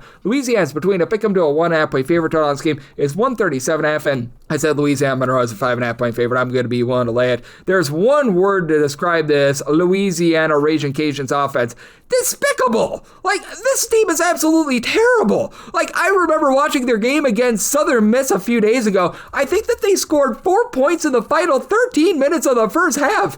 Right now, for this Louisiana team, they are clocking in 361st in the country in terms of points scored on a per possession basis. And I recognize that Louisiana Monroe is not the Mona Lisa Vitos of playing college basketball, but I had to set them as a favorite here because you do have the best functional guard in this game. For Montavious Russell, who comes over from Mississippi State, he supplies 17.5 points, 2.5 assists. He's shooting about 39% from three. Is Monroe like the gangbusters of three-point shooting? No, but they're shooting 33%. It's functional. They are going to get blowtorch down low, this Louisiana Monroe team, as well as the top 300 with regards to rebound percentage. And I do the credit of Louisiana. They've been a top 225 team in terms of points allowed on a per possession basis, but ever since Jamarian Keller, the transfer from Oklahoma State, has been out of the fold, they have no offense at all. Dorian Finster, Jackson Oliveira, they both give you 12.3 points per game apiece. Eric enough also give you 4.8 rebounds per game apiece. Oliveira is able to shoot about 36% from three, but team as a whole shoots 20.5% from three. They bring in Joshua Lewis as a top 75 recruit. He has not lived up to the billing with about 6.5 points per game. It's a Louisiana team that is also outside the top 350 with regards to their own 2-point shooting percentage. Louisiana's been outside the top 250 with their own rebound percentage as well, so they're not even necessarily a rough and tumble team down low. They're okay with regards to their perimeter shooting defense. They're a line team to shoot 32.5% from three, but I do think that for Christian Lewis, who's really coming on strong for Louisiana Monroe, give you about 15.5 points, 4 boards. He's going to control the tenor of this game. He's now been able to supply at least 16 points in each of the last 5 games. He's had multiple assists in every one of those games, and to his credit, he's been able to give the team about 2 steals per game in each of the last 5 as well. He's making a difference for this team. You've got Lavelle Brodno, who's been a little bit in and out of the lineup, but he's been out there. He's been supplying about 13.5 points, 9.5 rebounds per game. He has been able to supply 11 plus rebounds in each of the last 4 games. I feel like Louisiana Monroe should be the favorite because I just don't think that the Raging Cajuns are going to be able to put the biscuit in the basket. So I told 133.5. I like the under, and I like Louisiana Monroe as a pick'em / a money line underdog. 635, 636 on the card. Texas State plays those to South Alabama. Texas State is doing the 1 to 1.5 step. They're between a 1 to a 1.5 point favorite, so no 2-step here. Total on this game is 137.5. I was willing to do the 3.5 step. I set Texas State as a 3.5 point favorite. I'm going to be willing to lay the number. South Alabama is just daring you to shoot from 3. South Alabama is allowing teams to shoot over 61% of their field goal attempts from 3-point range. Absolutely wild. And teams are only shooting 31.5% from 3 against them. So they've been rock solid there. They keep you off the free throw line. They're allowing 11.3 free throw attempts per game. That is numero uno in all of college basketball. They don't foul at all. But that said, they're a little bit vulnerable on the inside. They're outside the top 225 in terms of opponents' 2-point shooting percentage, and they're outside the top 300 in terms of defensive rebound percentage. Now, the D2 guys have come in for South Alabama. Adam Olson has been rock solid, 15.5 points, shoots 40% from 3. Peyton Law, he's a guy that is able to do a nice rough and tumble job down low, 13.6 rebounds per game. They've been solid, and then you've got Chaz Harris, who's been the Chaz of giving you 17 points per game. But that said, I do think that a Texas State team that they are number 1 in the country in terms of percentage of their shots that come from 2-point range. They control the tenor of this game, and when Texas State actually needs to shoot it from 3, they're not bad. They shoot 34.5% from 3-point range. That's right around about country average. Mark Jerome has been that top scorer with about 13.5 points, shoots 32% from 3-point range, and Dimp Purnell has been able to shoot 40.5% from the outside. He's supplying about 8.5 points per game now. Purnell has been dealing with a little bit of injury. He's been out the last 2 games. I think that he's going to be out once again, but still have Gaten Gums, who's able to control the offense with Gums 8 points, 4 assists, only about 2 turnovers per game. Big thing for the team is protecting the ball. Texas State has been outside the top 320 in terms of turnovers on a per possession basis. You do have a pair of teams that are not necessarily looking to bump up their tempo too much. For Texas State, they are ranking about 221st in terms of total possessions per game. That's actually a little bit fast for them. South Alabama, they're more around 252nd in the country in terms of total possessions per game, and that's following a multiple overtime game that they played against Louisiana Monroe. If you look at possessions per 40 minutes, they're outside the top 275 with that regard. So I do think that you get a little bit more of a slow and controlled game. I set my total at a 131.5 as a result. I'm going to be in on this total under, but for Texas State, I do think that they pile drive the ball within, and I think that they win from within. Willing to lay it with Texas State. 637, 638 on the card. Ohio plays with Bowling Green. Bowling Green a 1 to a 1.5 point favorite / seeing in some places them being the underdog. So we are seeing in some places Ohio the favorite, some places Bowling Green. Total on this game, it is 150.5 to a 151, and I said Bowling Green as a 2.5 point favorite. I'm going to be willing to lay the number,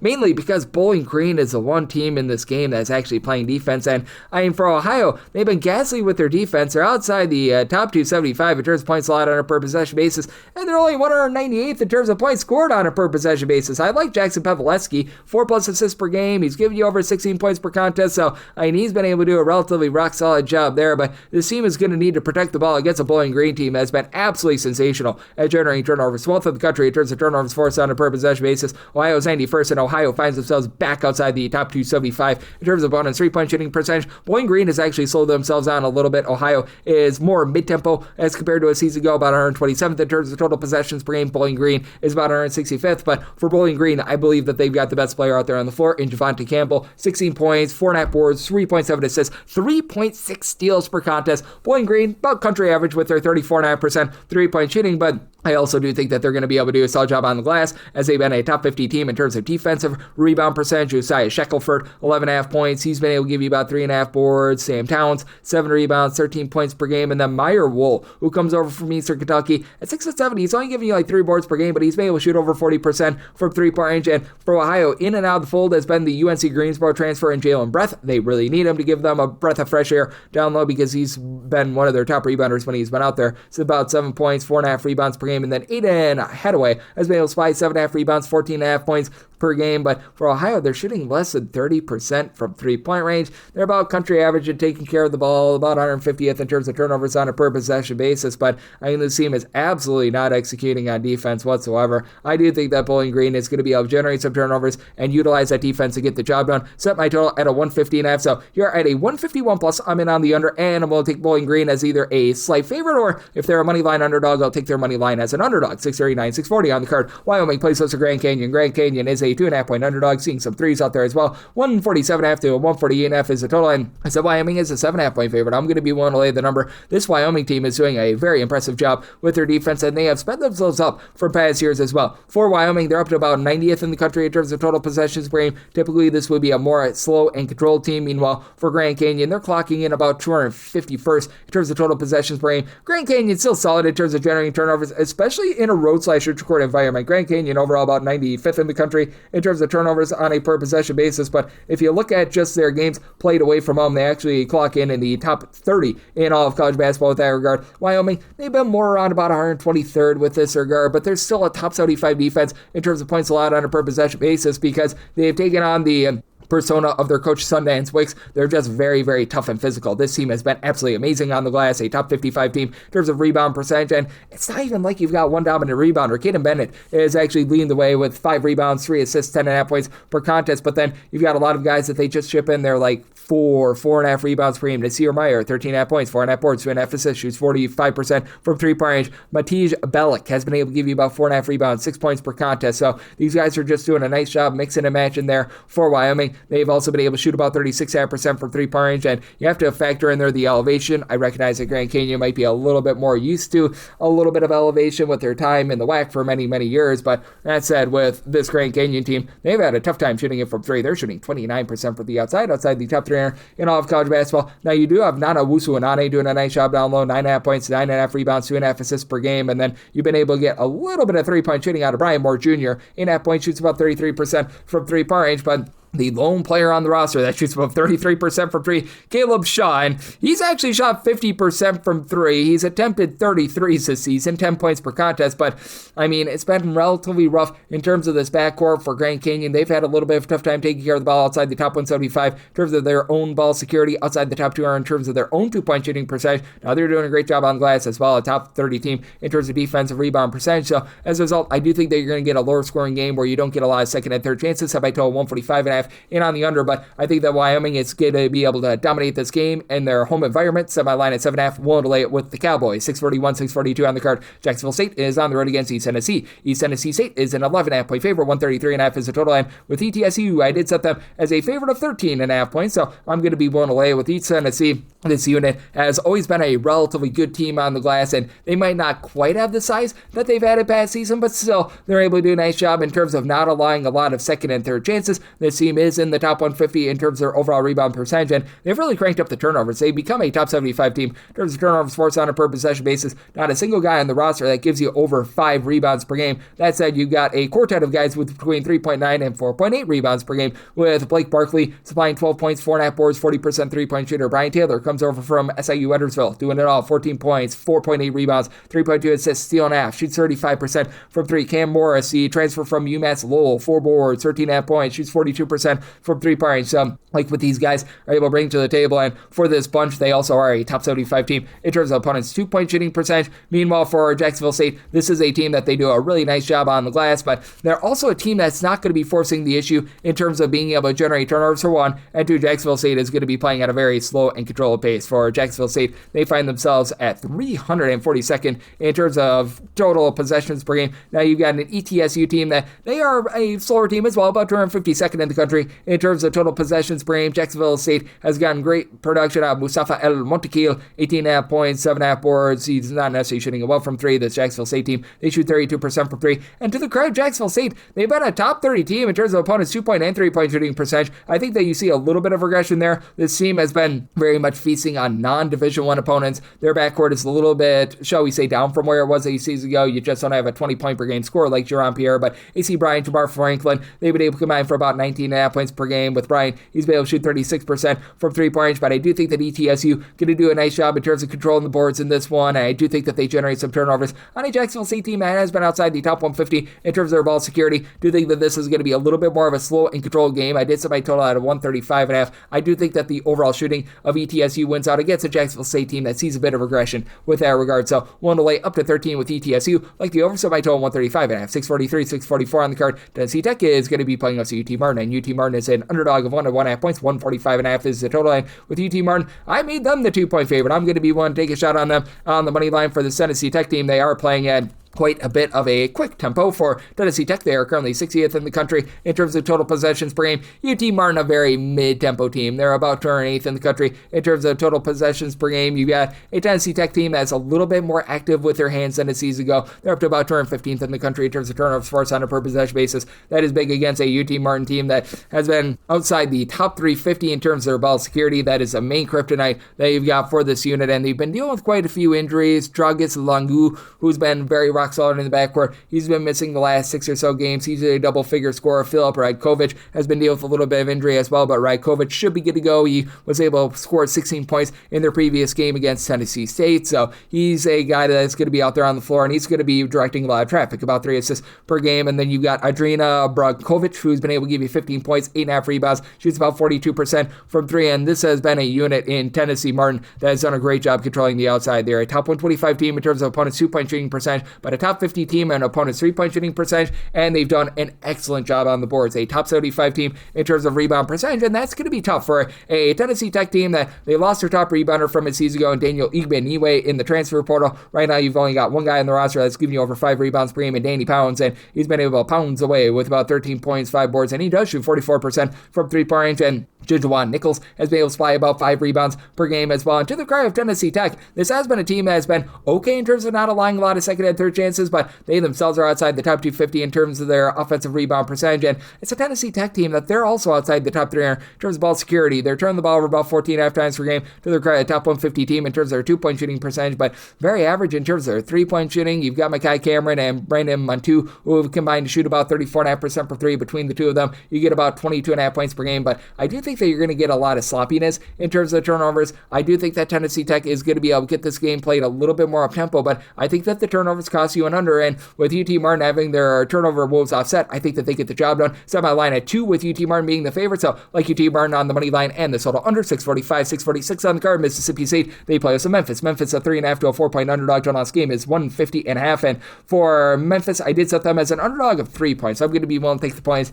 Two very disappointing teams here. For Mississippi State, they did get the job done a few days ago against Long Island on the money line, but that was a massive sweat. And for Mississippi State, they are going to have the best scorer in this game, as Joshua Hubbard has been absolutely sensational. He's been able to supply this team with darn near 21.5 points per game. He's shooting about 35.5% from 3-point range. This team has been awful at terms of generating turnovers, so this team is outside the top 330 in terms of turnovers forced on a per possession basis, and now they're outside the top 200 in terms of defensive rebound percentage as well. This is just not the same Mississippi State team that we've seen in the past, because their low post play has taken a little bit of step back. Now, you do have a trio of guys in Quincy Ballard, Serge Makra, and Sean Jones, who have been able to combine for in that neighborhood about like 17 rebounds per game between the three, but still, this is a team that needs a bit more of a core. It's been able to give you 5.5 rebounds per game, but he's actually giving you more rebounds and points right now, which is very strange. Meanwhile, for Memphis, their main guy has been Doug McDaniel. He's come in, give the team 5.5 assists, 2 steals per contest, 14.5 points per contest, and for Memphis, I mean, in the entirety of the Penny Hardaway era, the issue for the team has been turnovers. They are back outside the top 250 in terms of ball security, but you're not faced off against a Mississippi State team that they are not going to be forcing the issue whatsoever, so it should lead to cleaner offense. For a Memphis team that's been in the top 75 in terms of percentage of their missed shots that result in an offensive rebound, you finally have Aaron Bradshaw giving you a little bit more overall for the season, only about 7.1 points per game, but I mean, he's been better on the glass, 4+ boards in each of the last 4 games. He has done a great job in terms of fouling out of games as well, but still, you're getting a little bit more there. And then you've got Hassan Abdul-Hakim, who missed the first 6 games of the season, now supplying about 9.5 points, 5 boards. He's able to pop it from 3, but it's only shooting 22% right now. That should be going northward. You got 2 teams that have been massive disappointments, and you got 2 teams that are playing relatively fast, but not necessarily at warp speed. Memphis is about 66th in the country in terms of total possessions per game. Meanwhile, you've got a Mississippi State bunch that they have really cranked up their tempo a little bit from past years as well. They're about 64th in the country in terms of total possessions per game. Got a lot of sloppiness on offense on both sides. I did set my total at a 149. Here at a 150 plus, I'm going to be in on the under, and I'm willing to take 3.5 plus here with Memphis. 647, 648 on the card. Syracuse plays us in Northeastern. Northeastern at 14 to 14.5 point underdog. Total on this game is 143.5, and with Syracuse. Set them as a 14.5 point favorite. So at 14 or less, I'm going to be willing to lay. This is a Syracuse unit that has been absolutely superb with their defense. A top 30 team in terms of points allowed on a per possession basis. The free throw shooting has been deplorable. They are shooting 58% at the free throw line. Dead stinking last in all of college basketball. They're dealing with the injury to Donnie Freeman. I have to think that he's going to be out of the fold once again, but you've been able to get some good production down the line of William Kyle. 11 points, 3.5 blocks, 8 rebounds per game. And then Kyan Anthony, that is of relation to one Carmelo Anthony. He's been able to supply about 11 points per game. Not a lot of three-point shooting here. They're only shooting about 30% from three-point range, but this has also been a Syracuse team that has been able to do a great job in terms of controlling the tenor of the turnover battle. Syracuse is 27th in all of college basketball in terms of turnovers forced on a per possession basis. Northeastern has been pretty solid themselves. Northeastern is about 53rd in the country in terms of turnovers forced on a per possession basis, and Northeastern has cranked up their tempo a little bit more, about 161st in the country in terms of total possessions per game. You had a Syracuse team that's looking to play a little bit more slow at about 238th, and for Northeastern, they lost a lot of their top scorers from a season ago, so it was really up to Elliot Pratt to be able to elevate this team and give them some good offense. And in the games that he's played, he's been able to average 17 points per game. Problem is, he's been out for the last, I believe now, 6 or 7 games, and he's probably not going to be in this game, so that's a little bit of an issue. But you'd have Yori Fritz, who has been able to lend versatility at the forward spot, 13.6 boards. He's able to pop from 3 when he needs to, but he hasn't taken a lot of threes thus far this season. And for Northeastern, they have had a tough time taking care of the ball, especially without Pratt. They're outside the top 275 in terms of ball security. Now, for Northeastern, they don't allow second and third chances, top 80 team in terms of percentage of missed shots by an opponent that result in an offensive rebound. They themselves outside of top 250 in terms of grabbing offensive rebounds themselves. And for this Northeastern team, they're very vulnerable on the inside, outside the top 275 in terms of opponent's 2-point shooting percentage. J.J. Starlin has been more efficient with this offense, even though he's scoring fewer points than a season ago, 10.5 points, about 2.5 assists per game, but is now shooting in the mid-30s from three-point range. Nate Kings, who comes over from Oregon State, he was last year a 40% three-point shooter, down to about 30% this year. Do you think that goes northward? And then with Nathan George doling out 5 assists per contest, I do think that Syracuse, after they took that loss to Hofstra a few nights ago, they're going to be able to bounce back here in a big way. So I'm going to be willing to lay with Syracuse, willing to lay up to 14 with them, set them as 14.5 point favorite, and I did set my total at a 138.5, so going to be in on this total under as well. 649, 650 on the card. Butler, they play against Northwestern. This is from Gamebridge Fieldhouse in the great state of Indiana. Butler, a 1.5 to a 1 point favorite, 156.5 to a 158.5 is the total, and set Butler as a 3 point favorite. I'm going to be willing to lay the small number and did award a little bit of home court advantage for Butler, being that this is in the state of Indiana, and for Butler, less than savory loss a few nights ago against UConn, but still a team that's doing a great job on the offensive glass. A top 30 team in terms of percentage of their missed shots that result in an offensive rebound. Michael Jaya is yet to be able to find that 3-point shooting form that he had at Pepperdine 2 years ago, but 16.5 points, 11.5 boards, 3 assists per game, doing a rock solid job there. Butler has been able to maximize their possessions. They're actually a top 30 team in terms of total possessions per game, and you had a Northwestern team that they're not playing fast, but they're not as slow as they used to be, about 217th of the country in terms of total possessions per game for this Butler unit. They've also been able to do a pretty rock solid job in terms of shot blocking as well. Top 125 team with this regard. You got Finley Bizjack in the backcourt, who's been shooting 37.5% from 3, 17 points per game. Jamie Kaiser shoots 39% from the outside. Now, Jalen Jackson, his season is done, but they've already played 5 games without him, so this was very much a part of the handicap. And then you've got Yohan Traore, Drayton Jones in the front court doing a nice job with Jones. He's able to give you a block and a half, 6 rebounds per game. And for Northwestern, I think that they're going to have a tough time matching up down low. Now, Northwestern is going to have the best overall scorer in this game, Nick Martinelli, who's been supplying 22 points, 6 half boards, and he's shooting an unreal 60.9% from 3-point range. That said, that should see a little bit of regression, and the rest of the team has not shot it well from 3. Scores 2 through 5 with regards to their overall scoring, all shoot less than 28% from 3-point range. That includes the South Florida transfer and Jaden Reed, who's been able to supply about 11.5 points, 5.5 assists per game, and Northwestern, as per usual, doing a great job taking care of the ball. They're a top 30 team in terms of fewest turnovers on a per possession basis, but they're getting dump trucked on the defensive glass outside the top 250 in terms of defensive rebound percentage. Good at being able to guard the 3-point line. Northwestern has been a top 75 team in terms of opponents' 3-point shooting percentage. Here's the issue that you've got for Northwestern, though. They've been a much better defensive team when they've been at home rather than away from home. They're allowing over 25 points more per 100 possessions in a roadside-shoot court environment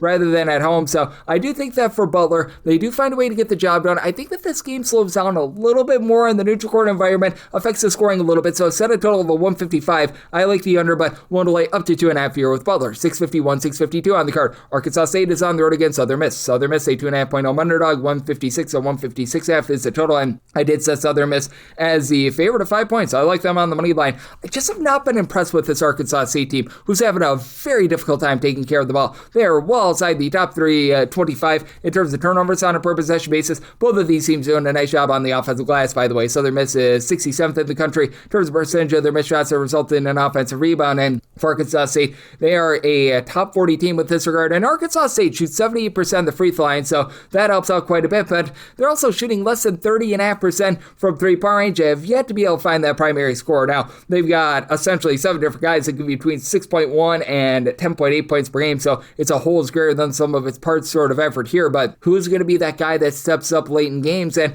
out of your top 5 scorers right now, none of them shoot above 33.3% from 3, with Jackson Ellingsworth being that top 3-point shooter at 33%, 10 points, 5 rebounds per game, and then you've got Jalen Hampton down low, give you about 6 boards, a little bit under a block per contest. He's been able to make a little bit of an impact there. TJ Caldwell, Chandler Jackson, they come from the power conference ranks, in Jackson 4.5 assists per game. They both give you a combined 21 points per contest, but again, just not lighting up from 3-point range. And for Southern Miss, it's not like this team is a flamethrower from 3 themselves. They're only shooting about 30%, but Isaac Tavares, Talik Weeks, these two guys have done a nice job combining for about 33 points per game, 3.8 steals per contest between the two of them, and Southern Miss has been a relatively solid team in terms of doing a nice job down low, top 75 team in terms of opponents' 2-point shooting percentage. They've also been able to have Dejai Benoit come over from the SWAC, give you about 6 boards per contest, not necessarily a guy that's going to pop in and lock it for 3 or anything like that, but the overall defense of the team, I think, is a little bit more improved, and I do think that with the Southern Miss team being a team that has been able to do a relatively quality job of being able to pile drive the ball down low, they're a top 50 team in terms of percentage of their shots that come from 2-point range, and now getting a little bit more of Kurt Lewis, a former highly touted junior college transfer, 6 points, a steal, shoots in the mid-30s from 3-point range. That wins out in the spot. Sets Southern Miss as a favorite of 5 points, so I like them on the money line. You've got a Arkansas State team that's looking to absolutely gut it, by the way, in terms of total possessions per game. Currently, they're about 48th in all of college basketball. Southern Miss, a little bit more of a mid-tempo team. I did set my total out of 157. I do think that you get some late game fouling here, so I do like the over, and Southern Miss on the money line. 653, 654 on the card. It is Southern Indiana. They play us Morehead State. Morehead State is a favorite of 1 to 1.5 points. So on this game, it is 147.5, and I actually set a total here of a 140.5. I'm going to be in on the under. Now, Southern Indiana is very much looking to bump up their tempo. Southern Indiana, in terms of total possessions per game, they are 38th in all of college basketball. Morehead State is all of a sudden playing fast. This team is now about 108th in the country in terms of total possessions per game, but you've got 2 very inefficient offenses. For Morehead State, they've honestly been a relatively decent 3-point shooting defense. They're a top 175 team with this regard, and Southern Indiana has become a top 225 team in terms of points allowed on a per possession basis. I think that you get the under, though, mainly because neither of these teams are taking care of the ball at all. For Morehead State, 330th in all of college basketball in terms of turnovers per possession. Now, Southern Indiana is actually 87th, but Southern Indiana is still well outside the top 275 in terms of points scored on a per possession basis, because they're outside the top 275 in terms of their 2-point and 3-point shooting percentage. As a matter of fact, for Southern Indiana, 335th in all of college basketball in terms of points scored on a per possession basis, and that's a big reason why I did have to set Morehead State here as a 2.5-point favorite. As for Southern Indiana, you're just not getting a lot on the glass either. This team is well outside the top 250 in terms of rebound percentage. You do have Ismail Habib, who comes over from Portland State, 18.5 points, 4.5 boards, 3 assists. He's been able to shoot 38% from 3-point range, but other than Caden Brown, who's been able to shoot 33% from 3, you really have nobody else that has seen meaningful minutes shooting above 30% from 3-point range. His team shoots 61.3% at the free throw line as well, and this is a Morehead State team that they're not afraid to get physical with you and put you on the free throw line as well. It's a Morehead State team that has been very much looking to drive the ball down low as well. They're a top 50 team in terms of percentage of their shots that come from 2-point range, even with having Davion Cunningham and George Marshall in the backcourt combining for 24 points per game. These 2 guys, between the 2 of them, shoot about 30% from 3-point range, but John Carroll has been caroling all the way to give the team 8.5 points, 6.5 rebounds per game. Tamari Relaford, who comes over from West Georgia, has been able to supply about 4.5 boards, just under a block per contest. And for Morehead State, they're outside the top 275 in terms of defensive rebound percentage, but they've been a top 150 team in terms of their offensive rebound percentage as well. For Morehead State, they have been very vulnerable on the inside, outside the top 275 in terms of opponents' 2-point shooting percentage, and they themselves have been rough with their overall shooting percentages, but on their inside, they top 280 in terms of free throw shooting percentage, 3-point shooting percentage, and 2-point shooting percentage. I do think that even though the turnovers have been a little bit unsightly for the team, that they find a way to get the job done against a Southern Indiana team that just frankly has gotten absolutely nothing going on offense whatsoever. So do think that even though you get a lot of possessions, you get dead possessions set by total at a 140.5, like the under, and I do like Morehead St, willing to lay up to 2 of them. 655, 656 on the card. Southeast Missouri State is on the road against Tennessee State, and Tennessee State does find themselves as a 1.5 to a 2-point favorite. 150.5 to 151.5 is the total. And for Tennessee State, I did set them as a 3.5-point favorite. I'm going to be willing to lay the number. Now for Southeast Missouri State, each of the last 2 years, they've been a relatively good team in terms of generating turnovers, and Tennessee State has had a tough time taking care of the ball. They're clocking in outside the top 3 in terms of turnovers on a per possession basis, but for the Tennessee State team, they should be able to dominate the glass. Top 115 team in terms of percentage of their missed shots that result in an offensive rebound, with Jalen Petrie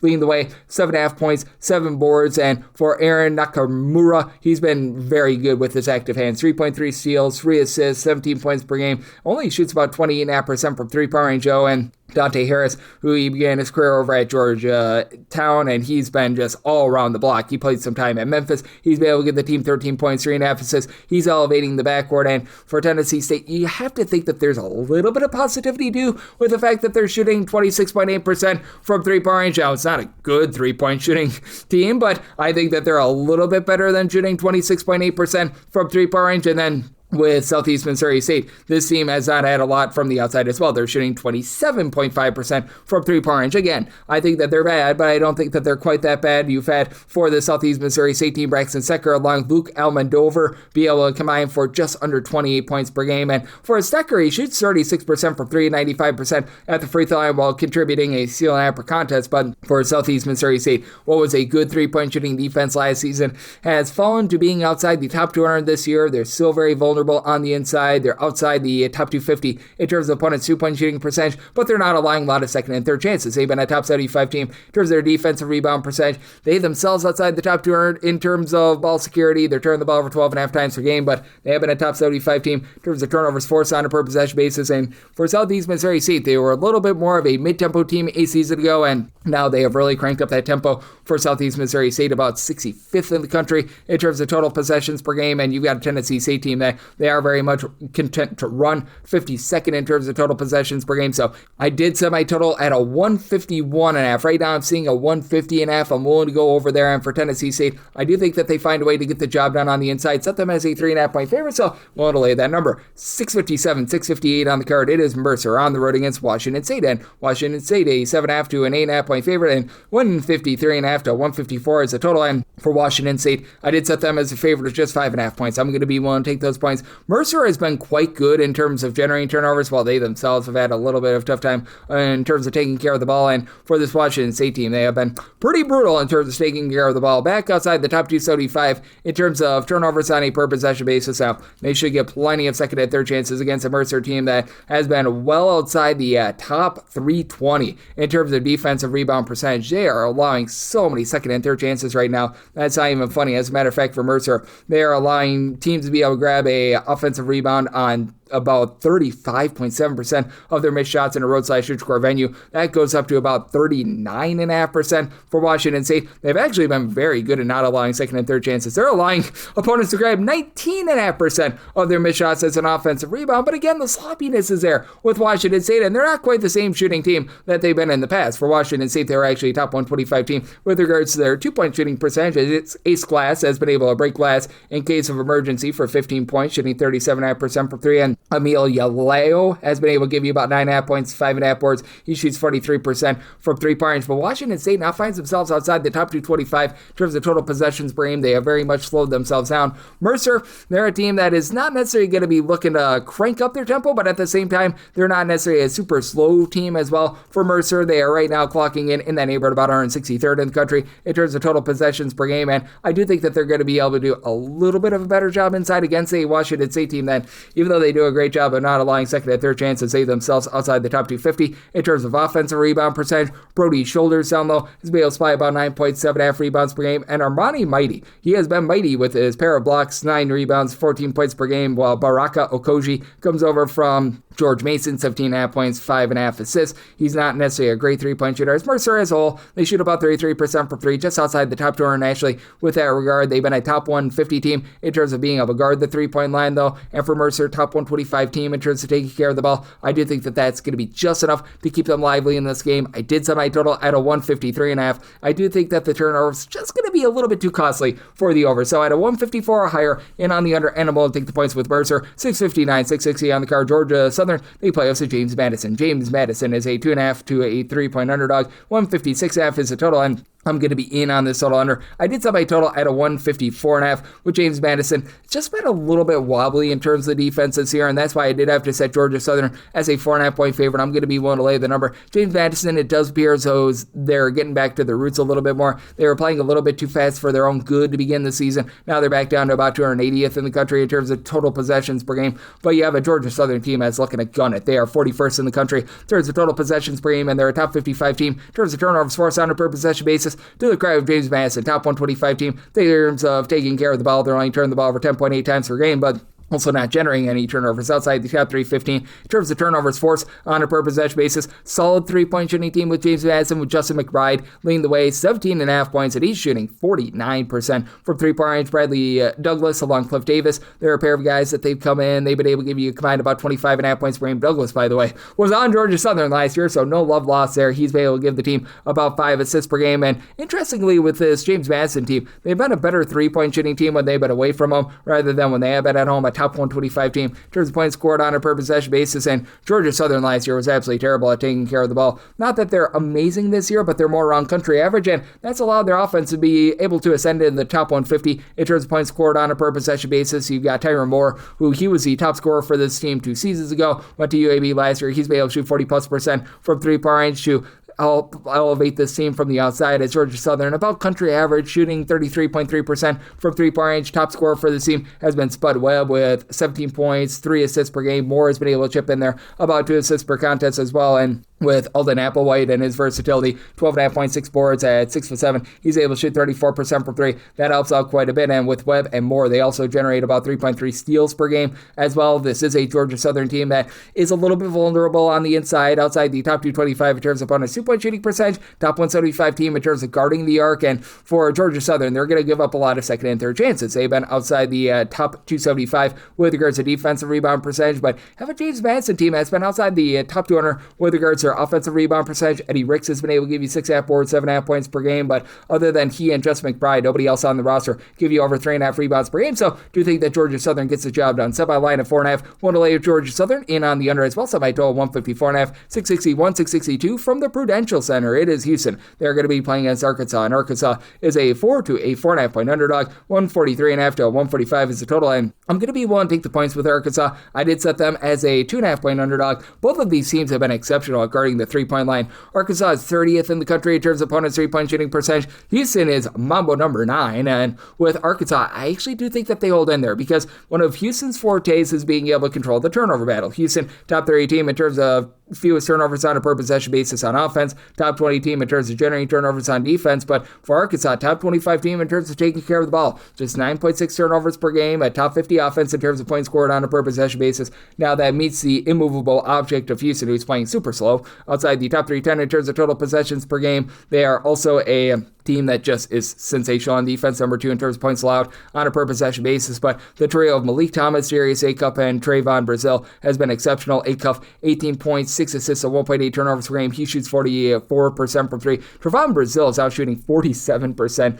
from 3, 15.7 rebounds at a steal and a half per contest, while Malik Thomas, he's shooting in the mid-30s from 3, but he's supplying about 15 points per game. DJ Turn It Up Wagner, he's been still in the starting lineup. He's not necessarily a primary scorer, but he's helping out on the defensive side of things, 8 points, a steal and a half per contest. And for Houston, it's taken them a little bit of time to be able to find their bearings in terms of the backcourt, as it's actually been Kingston Flemings who's been the top scorer in that backcourt, along with Emmanuel Sharp. Sharp, 17 points per game, and he has been sharp from 3, shooting 42% from 3. Flemings shoots over 50% from 3, 15 points, 5 assists per game, while Milo Suzon continues to give you 5 assists per game, but his shooting has been way down, shooting 25% from 3, 11.5 points per game. Houston's still very nice in terms of their overall efficiency on the offensive side of things, but not not quite as dominant on the glass as they have been in past years. Don't get me wrong, still very rock solid with Chris Sennick giving you 7.5 rebounds, 9.5 points per game, and then Joseph Tugler about 5 boards, 2 blocks, 7.5 points per game. He's a complete dominator, but I do think that Arkansas is going to be able to do just enough on the glass, and what I think is going to be a more controlled game to hold in there. Set my line at 2.5. I'm willing to take the points with Arkansas, like the under as well. Set my total at 136.5.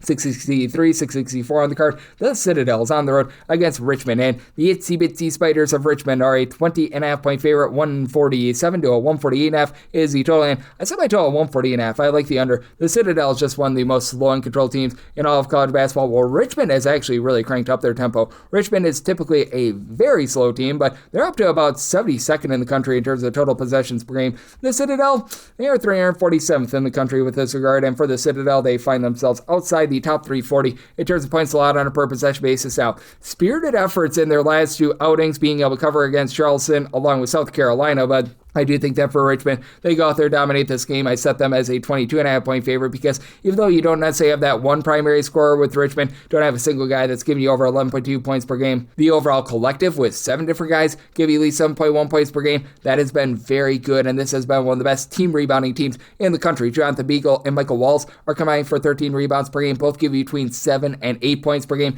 AJ Lopez has been the top scorer with about 11 points per contest, and he's able to give you a little bit along the outside, shooting 33% from 3, but it's been all about Will Johnson and Jaden Daughtry combining for about 20.5 points per game. Both shoot over 40% from 3-point range, and for the Citadel, they're just frankly not getting a lot right other than not turning the ball over. The Citadel doing a great job in terms of taking care of the ball, a top 75 team in terms of fewest turnovers on a per possession basis, outside the top 340 in terms of generating turnovers, and the Citadel just can't find any sort of offense whatsoever outside the top 225 in terms of their 2-point and 3-point shooting percentage, and when they get to the free throw line, they shoot 65.5% at the free throw line, and with this team, you've had Braxton Williams along with Christian Moore be able to give you a little bit more. They're combined for about 22 points per game, but both shoot in the mid-30s from 3-point range, and now you've got Sol Adbasi back. That's their main rebounder with about 5 boards, 9 points per game. Lone guy in the roster with over 4.2 rebounds per game, and you only have 2 guys on the roster that give you over 4 rebounds per game, so that's a big giant issue. This is a Citadel team that has really been giving it up from 3, allowing teams to shoot 35% from the outside, and with this team, just even though they do a nice job in terms of flowing good, clean offense, they just can't shoot to save their lives. Keenan Davis, 6.5 points and about 25% 3-point shooter. And Carter Kingsbury, he gives you about 7 points, 4 boards, but he shoots 21% from 3. I think that they're going to have all sorts of issues with a Richmond team that has been able to do still a relatively solid job on the defensive side of things. Top 150 team in terms of points allowed on a per possession basis, allowing teams to shoot less than 31% from 3. I think that that's enough to get the job done and get you the under. Set by total 140.5. Like the under, and I'm willing to lay up to 22 with Richmond. 665, 666. It's Virginia. They play us in Maryland, and Maryland is an underdog of 16.5 points. 152.5 to 154.5 is the total, and I set a total here of a 147.5. I like the under with Maryland. They've been playing quite a bit more quick than what you'd expect out of a Buzz Williams coach team. For Maryland, they find themselves in terms of total possessions per game 75th in all of college basketball. And for Virginia, people knew that they would be playing faster than they did a season ago, but I mean, they're still not necessarily a super up-tempo team. Ryan Odom's teams have never really played at warp speed. 262nd for Virginia in terms of total possessions per game, though. This is a Virginia offense that has been in the top 50 in terms of points scored on a per possession basis. The Ritter has come in from Belgium, and he's been able to supply 16.6 rebounds per game. You've got Jakari White in more of the backcourt. He's been able to ascend recently. He's up to about 10.5 points, shooting over 50% for 3. I think that we're going to see a little bit of a fall off there, but he's supplied double figures in 4 out of the last 5 games. Additionally, you've got Chance Mallory shooting 48.5% for 3 again. I think that there's going to be a drop-off with Virginia currently shooting 40% from 3-point range, but we shouldn't see a drop-off with their offensive rebound percentage. They've been a top 25 team in terms of percentage of their missed shots that result in an offensive rebound, and a top 3 shot-blocking team in all of college basketball. And Ogana Onyesu along with Jonah Grunlow combining for 5.7 blocks per game between the two of them, but I still do think that Maryland is going to be able to remain relatively lively in this game because Maryland was banged up to begin the season. Now you've been able to get a lot of these guys back in the fold. David Hewitt has been able to ascend and is showing that form that he had over at Northern Illinois a few years ago. 15 points on 46% 3-point shooting. Miles Rice, who missed 4 games, he's been able to give the team 8.5 points, about 2 assists, a steal and a half per contest. Has never been an amazing 3-point shooter. Right now shooting 46% from 3 on low volume, but I do think that he's going to continue to elevate this team. And then Solomon Washington gives you a bit more down low. 7 points, 5.5 rebounds per game. It's a Maryland team that has been a top 125 team in terms of turnovers forced on a per possession basis, outside the top 250 in terms of taking care of the ball, but Maryland's, shall we say, main forte has been getting to the free throw line. Top 15 team in terms of free throw attempts on a per possession basis, which has offset them being outside the top 200 with regards to their 3-point shooting percentage and outside the top 300 with regards to their 2-point shooting percentage. But do think that Maryland, with the way that they generate turnovers, is going to be able to hold in this game. We should see some positive regression with Maryland, allowing teams to shoot over 38% for three, and negative regression with Virginia and their 3-point shooting. So I did set a total of a 147.5. I like the under, and I do like the points here with Maryland. 667, 668 from Gamebridge Fieldhouse in Indiana. Purdue and Auburn do battle. Auburn's an 8.5 to a 9-point dog. 153.5 to 155.5 is the total, and set Purdue as an 8-point favorite. So you're at 8.5 plus. I'm going to be willing to take those points with Auburn. They do have Keshawn Hall, who's one of the most versatile pieces in all of college basketball. He has been incredible with about 20.5 points, 8.5 boards, just under 3 assists per game while shooting over 40% from three. And Auburn has done a pretty solid job in terms of taking care of the ball. Top 125 team in terms of turnovers forced on a per possession basis. This is going to be a little bit of a tempo war, as for Purdue, one of the slowest teams in all of college basketball, 324th in terms of total possessions per game. Auburn is more around 112th, and for Auburn, you do have to feel like Taj Pettiford is going to continue to be able to ascend. He had a rough year to start with regards to his 3-point shooting, but now he's up to 33% after that was sub 30% through the first 8 or so games of the season. He's up to 16 points, 2.5 assists per game. You've been able to have Sebastian Williams-Adams be able to step up as well. He's giving you about 2.5 assists per game in the backcourt, as it's a lot of mix and match with some of the ancillary guards like Elijah Freeman, Kevin Overton, and for Purdue, as you know, Fletcher Lawyer and Braden Smith have just been a really good duo. For Lawyer, plays really well off the ball, supplying 14 points, shooting 46.5% for three. Smith does it all, 12.5 points, a steal and a half, 9 assists per contest, shoots about 42.5% for three. The one thing that Purdue doesn't do, though, is put you under duress. Outside the top 310 in terms of turnovers forced on a per possession basis. Now, they do a pretty solid job in terms of guarding the 3-point line. They've been a top 125 team in terms of opponents' 3-point shooting percentage. But that said, I do think that Auburn is going to be able to do a relatively sturdy job here. Auburn, they're about 150th in the country with regards to their own 3-point shooting percentage. And for Purdue, they've been one of the top teams in terms of their overall 3-point shooting percentage. And for this Auburn team, they're going to have a little bit of a tough time down low because you've got Oscar Clough, who led all of college basketball in terms of rebounding last year, giving you 8+ rebounds per game. And then with Trey Kaufman-Renn right now averaging a double-double, that's a little bit of an issue. But Auburn is allowing teams to shoot less than 33% from 3-point range in a roadside shoot score venue. Meanwhile, for Purdue, when they've been away from home, teams are shooting more like 31.5% from three. So I do think that the lack of 3-point shooting that we see in this game is going to be able to keep you to the under. And I do think that Purdue slows things down a little bit, but do think that the versatility of Hall and also having Mr. Taj Pettiford coming on going to be just enough for Auburn to hold in this game. Set by line at 8, so and an 8.5 plus taking the points with Auburn, and I like the under. 669, 670 on the card. You've got UNLV. They play us to Fresno St. Fresno State, an underdog of 7.5 points. 157.5 to a 159 is the total, and I'm going to be willing to take the points with Fresno State. I did set them as a underdog of 4.5 points.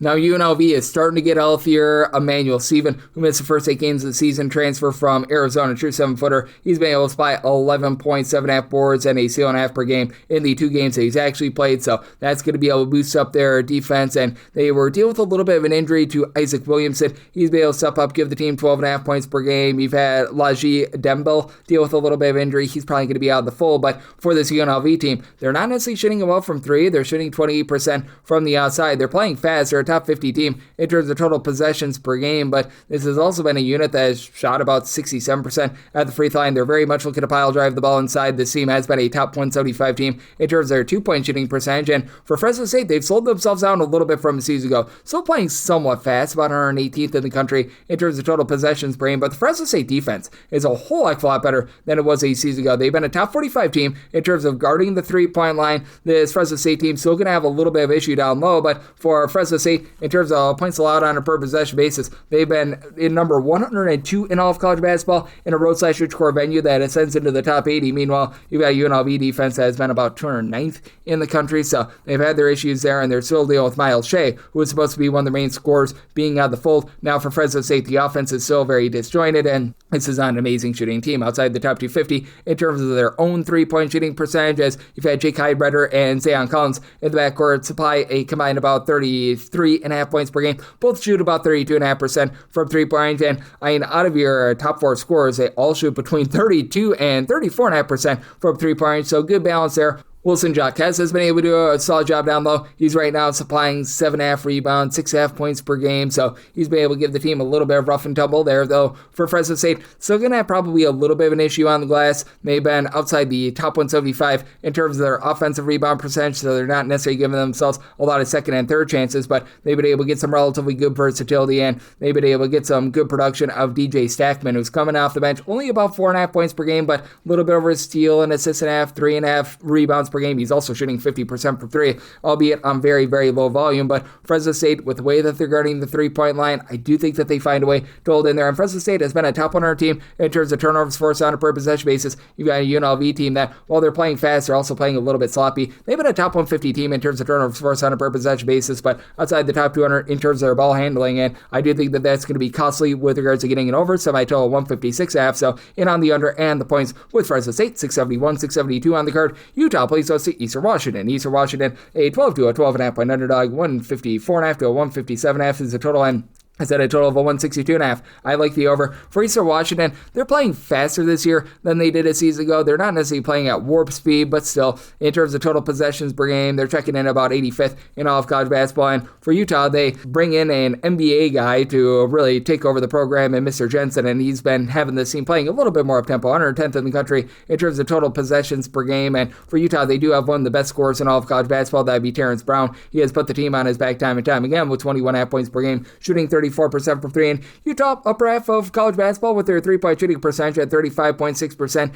Defense has been lackadaisical outside the top 150 with this regard, and they are not generating any turnovers whatsoever. Outside the top 300 in terms of the turnovers forced on a per possession basis, and they've been outside the top 200 with regards to defensive rebound percentage. You've had Keno Dawes step up down low with about 11 points, 3 assists, 9.5 rebounds per game, and then James Okonkwo, who's missed a little bit of time, but he's been a good rebounder, giving you about 5.5 rebounds per game. He's been able to help out a little bit, but he's also only giving you 2.5 points per game. And then with this Eastern Washington team, this is a team that they love to go bombs away from three-point range. They're shooting about 34.5% from three, and their three-point shooting defense has been awful, to say the least. Teams are shooting 39% from three-point range against them. That's a bottom 15 mark in all of college basketball. But Isaiah Moses, well, he's been leading the team to part the Red Sea for shooting 41.5% from three, 18.5 points, 3.5 assists per game. And then you just don't necessarily have a ton down low, but Alton Hamilton, Kyrie Huey, Stanton Rogers, they combine for about 15.5 rebounds per game, with Huey about 11 points per contest. Hamilton has some versatility. He gives you 2.2 assists. He's right now shooting nearly 50% from three-point range. I do think that there's going to be a little bit of a fall off there, and big key for Eastern Washington is taking care of the ball. They've been outside the top 250 in terms of turnovers on a per possession basis, but with Utah really not putting you under duress, and with this Eastern Washington team also being well outside the top 300 in terms of opponents' two-point shooting percentage,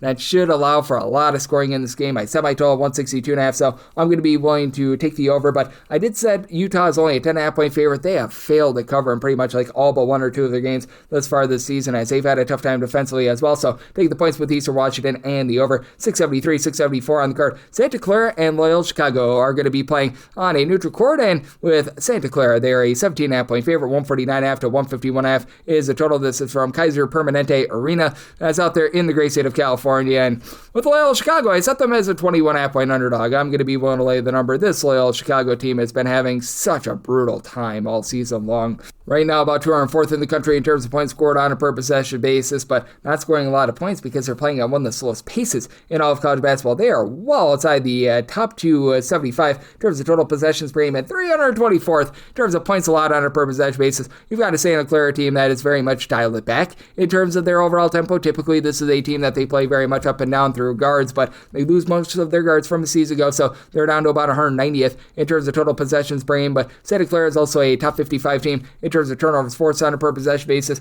They've been doing a nice job on the glass, being a top 30 team in terms of percentage of their missed shots that result in an offensive rebound. And Loyola Chicago now finds themselves well outside the top 225 with regards to their defensive rebound percentage, even though you still have Miles Rubin giving you 2.5 blocks, 7 boards, and 11.5 points per game. Xavier Amos has been able to give this team a nice spark, a combined 35 points in the first two games that he's played. He's got a long and winding road, so perhaps that gives them a little bit more moving forward, but this has just been a disjointed mess of a team that's only shooting 31.5% from three, despite bringing in Wilk Tavares, who was very good over at Charleston a season ago, down to shooting about 35% from three, 10.5 points per game, and just more in the backcourt has been solid, 12.5 points, 4.5 assists per game, but it's a loyal Chicago team that's dead last in the country in terms of generating turnovers, so that means that Santa Clara, they're going to be able to do pretty much whatever the heck they want on offense, and with Santa Clara, even though you just don't have the same guards as you do a season ago, you still have been able to get good production of Christian Hammond, 16.5 points, 3.5 boards, 2.5 assists. He's right now shooting 45% from three, and Elijah Mai, 13 points, 5 boards. He shoots in the mid-30s from three, but this team very much built around their post play. Alan Graves has been able to give you 6.5 boards, 2 assists, 2 steals, just does a little bit of everything, a little bit of a block per contest as well. Jake Amsinger doesn't give you a lot of scoring with 6.9 points per game, but 6.6 rebounds, actually leads the team with 3.8 assists per game, and Santa Clara, they've had a little bit of a tough time taking care of the ball, right around about 200th in terms of turnovers on a per possession basis, but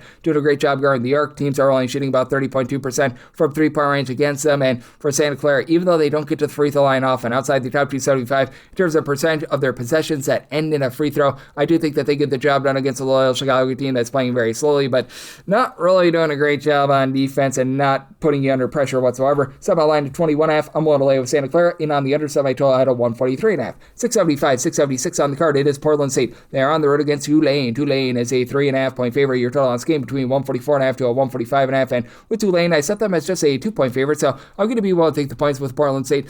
Tulane, a bottom 10 team in the country in terms of percentage of their missed shots that result in an offensive rebound. And you've got a Portland State team that has always been a relatively good job in terms of generating for themselves second and third chances. You've got yourself a Portland State unit that is about 116th in the country in terms of total possessions per game. Fast, but not warp speed fast. And typically Tulane is a team that's looking to bump up their tempo, but just 263rd in the country in terms of total possessions per game, and it really hasn't helped out the defense at all. They are 277th in all of college basketball in terms of points allowed on a per possession basis, a bottom 30 team in terms of their overall three-point shooting defense as well. Teams are shooting over 37.5% from three-point against them. Meanwhile, it's a Portland State unit that they're going to allow you to grab a few second and third chances, typically about 189th in the country in terms of their defensive rebound percentage. They allow opponents to grab about 29% of their shots that are missed as an offensive rebound, but for Portland State, being able to get those second and third chances is going to be big for them. They grab about 29.5% of their misses as an offensive rebound away from home, and they bring back their top scorer from a season ago, Jalen Henderson. He and Scary Terry Miller have been tremendous, combining for about 35 points per game between the two of them. Miller shoots 48% from three-point range. Meanwhile, Henderson has been that main facilitator. 6.2 assists, 2.2 steals per game. You've got a Portland State team that has been a top 125 team in terms of turnovers forced on a per possession basis. And for Portland State, they do a nice job on the inside. Top 125 team in terms of opponents' 2-point shooting percentage. Now, Tulane is very much looking to go bombs away from three, and they've got probably the best player in this game in Rowan Brumbaugh. He's been supplying 18 points, pair of steals, 3.5 assists, shoots 37.5% from three, but Tulane now shooting just 30.4% from three. I see positivity coming for them, but man, it has been a rough go of it for them recently. They do a nice job taking care of the ball for Tulane, top 75 team in terms of ball security, but not able to grab really any second and third chances. You've had Asher Woods in the backcourt supply 10 points per game, but he's also shooting 21% from three-point range. Curtis Williams, a little bit of versatility, 14 points, right around about a steal and a half, 5 rebounds, shoots in the mid-30s from three-point range, but you don't have anyone other than Williams that's grabbing over 5 rebounds per game. Portland State should be able to hold in there on the inside. I do think that Tulane sees a little bit of a rise with their three-point shooting, so I'm going to be willing to take the points with them, and I do think that that three-point shooting positivity helps out with the over as well. Semi-total at a 148, so like the over and the points here with Portland State, 677, 678 on the card. It is St. Thomas. They play also UC Riverside. UC Riverside finds themselves as a pretty sizable underdog here of 13.5 points, and total on this game, it is 151.5. I said St. Thomas is a 12.5 point favorite, so at 13 plus, we'll take the points with Riverside.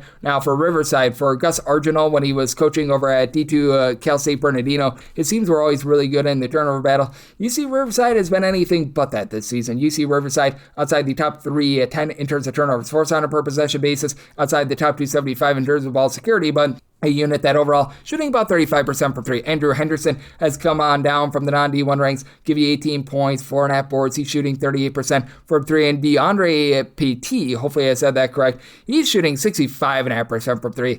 Should see a little bit of regression there. 8.5 points, right around about 3.5 rebounds per game. But also for this team, other than the Utah Valley transfer and Osiris Grady, who's been able to give you 7.5 boards, 13 points per game, nobody else gives you over 5 rebounds per game. And this has been a unit that just has not been able to give themselves second chances outside the top 250 in terms of offensive rebound percentage. Now, St. Thomas, they're a bottom 10 team with this regard. They're grabbing 6.4 offensive rebounds per game. That is really not generating second and third chances. And the three-point shooting for St. Thomas is way down from a season ago, shooting just 31.5% from the outside. As a matter of fact, your top three scorers all shoot less than 31.5% from three, but they've been a top 15 team with regards to their two-point shooting percentage, top 40 team in terms of taking care of the ball, and this team is still a top 150 team in terms of turnovers forced on a per possession basis, with Nolan Minsale doing it all, 22 points, 4 assists, stealing half per contest, and then Nick Jankowski, he's been able to supply 14.5 points, 4.5 rebounds per game. It's a whole is greater than some of its parts sort of collective, which each of your top 6 scorers being able to give you between 3.4 and 4.4 rebounds per game. So even though St. Thomas does not do a great job in terms of grabbing for them second and third chances, they're also not allowing their opponents to be able to grab a lot of second and third chances either. St. Thomas is 60th in all of college basketball in terms of defensive rebound percentage.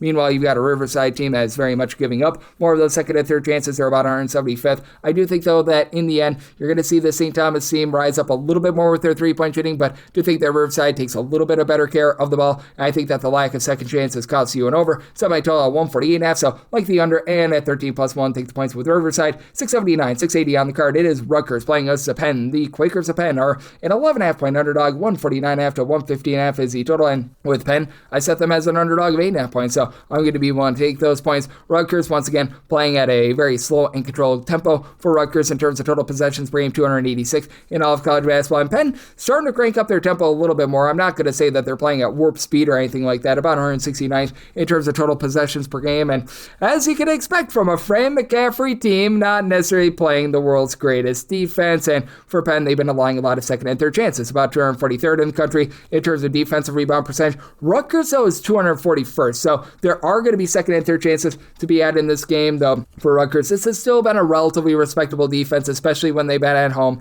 Right now, their numbers are a little bit wrecked by what happened both in lovely Las Vegas and the fact that they had the unfortunate, shall we say, encounter of having to play against Michigan. They're now 193rd in the country in terms of points allowed on a per possession basis, but giving up more than 15 points fewer per 100 possessions at home rather than away from home. And you got a Penn team that's about 260th in the country in terms of points allowed on a per possession basis. But for Rutgers, you've been able to get Dylan Grant going with about 14 points, 6 boards, and he's actually shooting 46% from three-point range. Should see a bit of regression there. Tyreek Francis, who comes over from NJIT, about 11.5 points per game for a Rutgers team that's been outside the top 200 with regards to ball security with about 12 turnovers per game. Shouldn't be as much of an issue against this Penn defense. And for this Rutgers defense, the big issue for them has been the three-point shooting defense. Teams are shooting about 37% from three-point range against them, and this is a Penn group that they can certainly get cooking with their three-point shooting. They bring in a former top 20 recruit who just was unable to get out there on the floor over at Duke and Virginia, TJ Power, who's been supplying 15.7 boards. He shoots about 39% from three-point range, and his Penn team as a whole, they shoot 40.1% from three. That is a top 20 mark in all of college basketball. They've been able to grab for themselves second and third chances. Top 150 team with that regard, with Ethan Roberts being your main scorer, 4 boards, about 2.5 assists, 18 points per game. He's shooting 43% from three-point range. This team has been a little bit banged up with Jay Jones being in and out of the lineup, but Michael Zanoni has been able to give you about 10.5 points per game as well. This is a Penn team that's not really going to put you under duress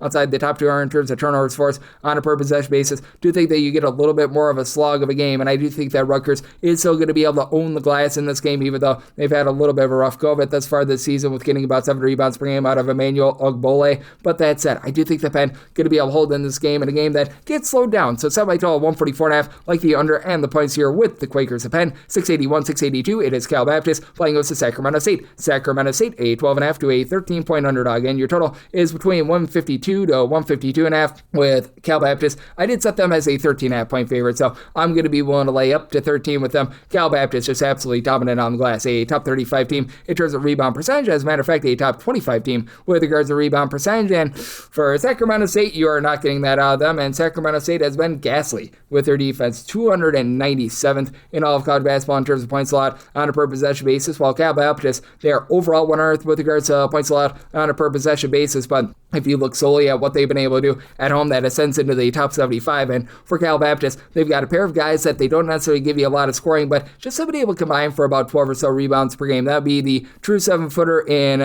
Brady Henjai, along with Thomas Endong, and then Dominique Daniels has been the main scorer for this team, 21.5 points, 4.5 boards, 4 assists per game. Now, he doesn't necessarily shoot the three well, shooting 29% from the outside, and that's just his Cal Baptist team. Cal Baptist is outside the top 260 with their three-point shooting percentage at about 31.1%, but Martell Williams, how he does it is give you 15 points, 5 boards. He's more of a 33% three-point shooter. They've been dealing with an injury to Jaden Jackson that's been hurting them. He comes over from Northern Arizona, but he has a chance to be able to play in this game. In their last game against Southern, played a very limited 12 minutes, so they're trying to ease him back in the lineup. That helps out a little bit. And for Sacramento State, Mike Bibby takes over as coach, and he's been running a relatively mid-tempo pace with this team. They're about 96th in the country in terms of total possessions per game, and for Sacramento State, they did a nice job bringing in some nice pieces in the transfer portal, but currently dealing with Jeremiah Cherry, who is their top rebounder with 15.5 points, 8 rebounds per game. That's a little bit rough. Now, Prophet Johnson, who comes over from Fairfield, he has been very versatile. 15.5 points, 8.5 boards, nearly 4 assists, 2.5 steals per game, and he shoots 42.5% from 3. Everyone else around him has been suspect. Mikey Williams is a former top 150 recruit. He is giving you 14 points and 5 assists per game, but 3.6 turnovers per game and is shooting less than 26.5% from 3. It is a Sacramento State team that has been outside the top 200 in terms of their overall ball security. Country average team with their three-point shooting at 33.5%, but on the inside, without Cherry, they just have not been able to get clean looks. They're outside the top 330 in terms of their two-point shooting percentage offense, in terms of their two-point shooting defense. They're outside the top 275 with that regard as well. A team that's really given up a lot of second and third chances as well, outside the top 225 in terms of rebound percentage. That injury to Cherry, I think, is going to be very much reigning supreme here, and this Cal Baptist team was outside the top 200 in terms of total possessions per game. I do think that they dictate the tempo and the terms in this game, so set a total here of a 143.5. I like the under end. Willing to lay up to 13 with Cal Baptist. 683, 684 on the card. It is Colorado and Stanford doing battle from Arizona. With Colorado, they're a 3.5 to a 4.5 point favorite. 154.5 to a 155.5 is the total, and I said Stanford as a 2.5 point favorite. I like them outright on the money line.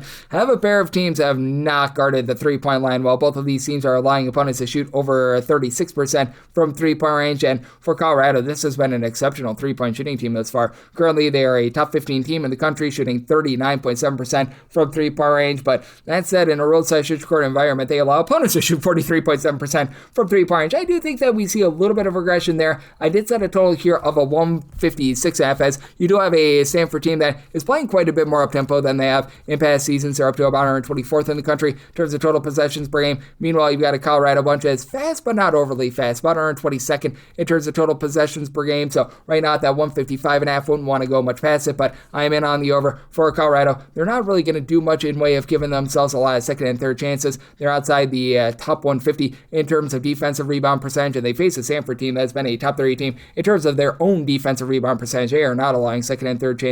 Now for Colorado off the bench, Isaiah Johnson as a freshman, 15 points per game on 44% three-point shooting, and we should see Barrington Argress, who's shooting 63.5% from three, see a little bit of regression there, but he's been great. 12.5 points, 5 assists to a turnover and a half per contest, comes in from UC Riverside. He's been solid, and then you've got a lot of versatility with someone like an Elijah Malone, who stands about 6'10". He's been able to pop it from three, 7 points, 4.5 boards, shooting 60% from three, albeit on very, very low volume. Ben Godak has been able to give you 11.5 points. He's not shooting well from three, but he's able to pop it from three, 7 boards, a little bit over 2 assists per game. But I do think that for Stanford, what's going to be able to win the day for them is the fact that they do a nice job in terms of generating turnovers. Stanford has been a top 75 team in terms of turnovers forced on a per possession basis, and for Stanford, they have been a relatively solid team, top 125 team in terms of their offensive rebound percentage, with having one main guy really doing a ton of it in AJ Rossi, who's been able to give you overall 6.2 rebounds per game, but 2.2 on the offensive glass, 10.5 points, and then you've got Obuka Okore, who's been one of the most underrated freshmen in all of college basketball. 21 points, 2 steals, 3 assists, 4 boards, shoots in the low 30s from 3, but Chisholm Okpara, the transfer that comes over from Harvard, has been able to give you 15.5 points. He supplies a little bit over 4 boards, shoots 38% from 3-point range. Now, Okore has been missing in the last 2 games, and I'm thinking that if he does play in this game, he's going to be rather limited, so my handicap does reflect that. But that said, Benny Geeler has been able to Geeler done. about 11 points. He shoots over 40% from three. This team has really good depth, as right now for Samford, if you do include Okore, you've got pretty much 7 different guys give you at least 6.5 points per game. They all do a nice job in the glass. You've got multiple ball handlers, and I do think that wins out in this spot for Samford. So did set Samford as a 2.5 point favorite. I like them on the money line at a 156 or less. I'm also in on the over 685, 686. You've got Duke and Texas Tech doing battle on a neutral court from Madison Square Garden. Duke is an 8 to a 9 point favorite. Total on this game, it is 153.5. I'm in on the under. I did set my total at a 145.5 as Duke right now leads all of college basketball in terms of points allowed on a per possession basis, and typically Grant McCaslin coach teams, they do a very solid job on the defensive side of things. We have not seen that out of Texas Tech this far this season, about 156th in the country in terms of points allowed on a per possession basis. Neither of these teams is necessarily super fast or super slow. With Duke, they're a very mid-tempo team in terms of total possessions per game. They're checking in about 153rd in all of college basketball, and same goes for Texas Tech. Texas Tech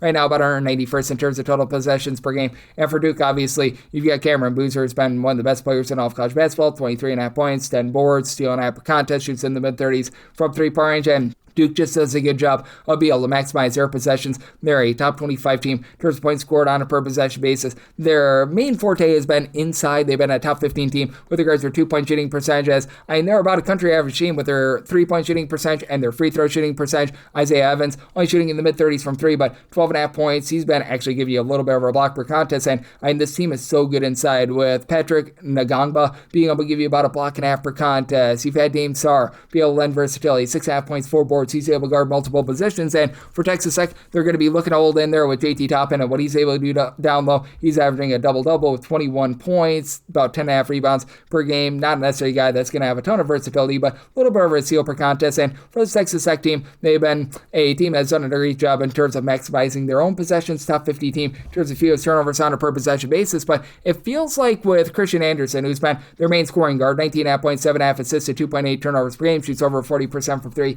He just sort of wanes in the bigger games. Like, he's been able to have some big games against the lesser competition when it's been a step-up time. He's been having a little bit of issue there, so that's something that I do take note of. LaJuan Watts has been solid as well, shooting 46% from three, 14 points per contest, but I do think that the Duke defense is going to be the most dominant force in this game, so set a total of 145.5. I like the under, and I'm willing to lay up to 9 with Duke. 687, 688 on the card. It is great, and they play us a Marquette. Marquette finds themselves as an underdog of 7.5 points, 149.5 to a 115.5 is the total. I set Marquette as a 6-point underdog. I'm going to be willing to take the points. Talk about two disappointing teams out there in the Big East, especially Marquette. Someone alert Shaka Smart that it's not illegal to utilize the transfer portal, but the one thing that Marquette does well is generate turnovers. A top 75 team serves a turnovers force on a per possession basis. Now, Marquette has been pretty awful with their 3-point shooting. They're shooting 30.3% from three. That's hovering right around about 275th in all of college basketball, but Chase Ross is the best scorer in this game. 17.5 points, 3.5 assists, 4 boards. He shoots about 29.5% from three-point range. And for Marquette, each of your top 5 scorers shoot below 30% from three-point range.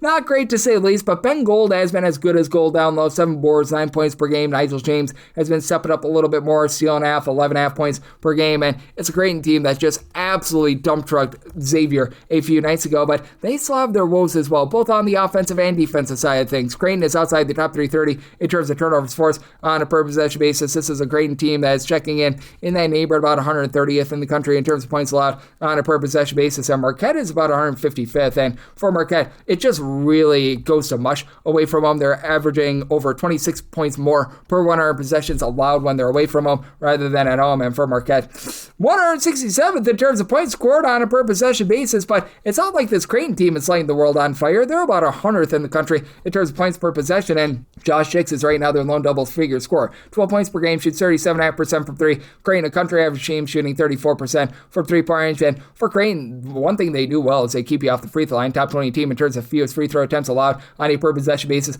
Outside the top 320 in terms of getting to the free throw line as well, though. They're about an average team in terms of taking care of the ball. And for Creighton, they're really looking to push things inside. A top 20 team in terms of percentage of opponent shots that come from 2-point range. I do think that for Marquette, a team that has really struggled from the outside, that's actually going to help them out a little bit and help them hold in this game. Semi-total at 148. You do have a Creighton team that's really dialed back their tempo this year, while Marquette, they're looking to play a little bit more quickly. Creighton is about 268th in the country in terms of total possessions per game. It's a Marquette group that does find themselves more around about 78th, but I just think that the overall offensive efficiency not there. So in on the under, and we'll take 6.5 plus with Marquette. 689, 690 on the card is Georgetown playing goes to Xavier, and the X-Men find themselves as an underdog of 4.5 points. 150.5 to 151.5 is the total, and I made a total of a 144.5. I'm in on the under. You've got a pair of teams that are not slow, but they're really not pushing a ton of tempo. For Xavier, they're about 123rd in the country in terms of total possessions per game. Georgetown's right around about 197th, and to the credit of Georgetown, top 5 team in terms of fewest turnovers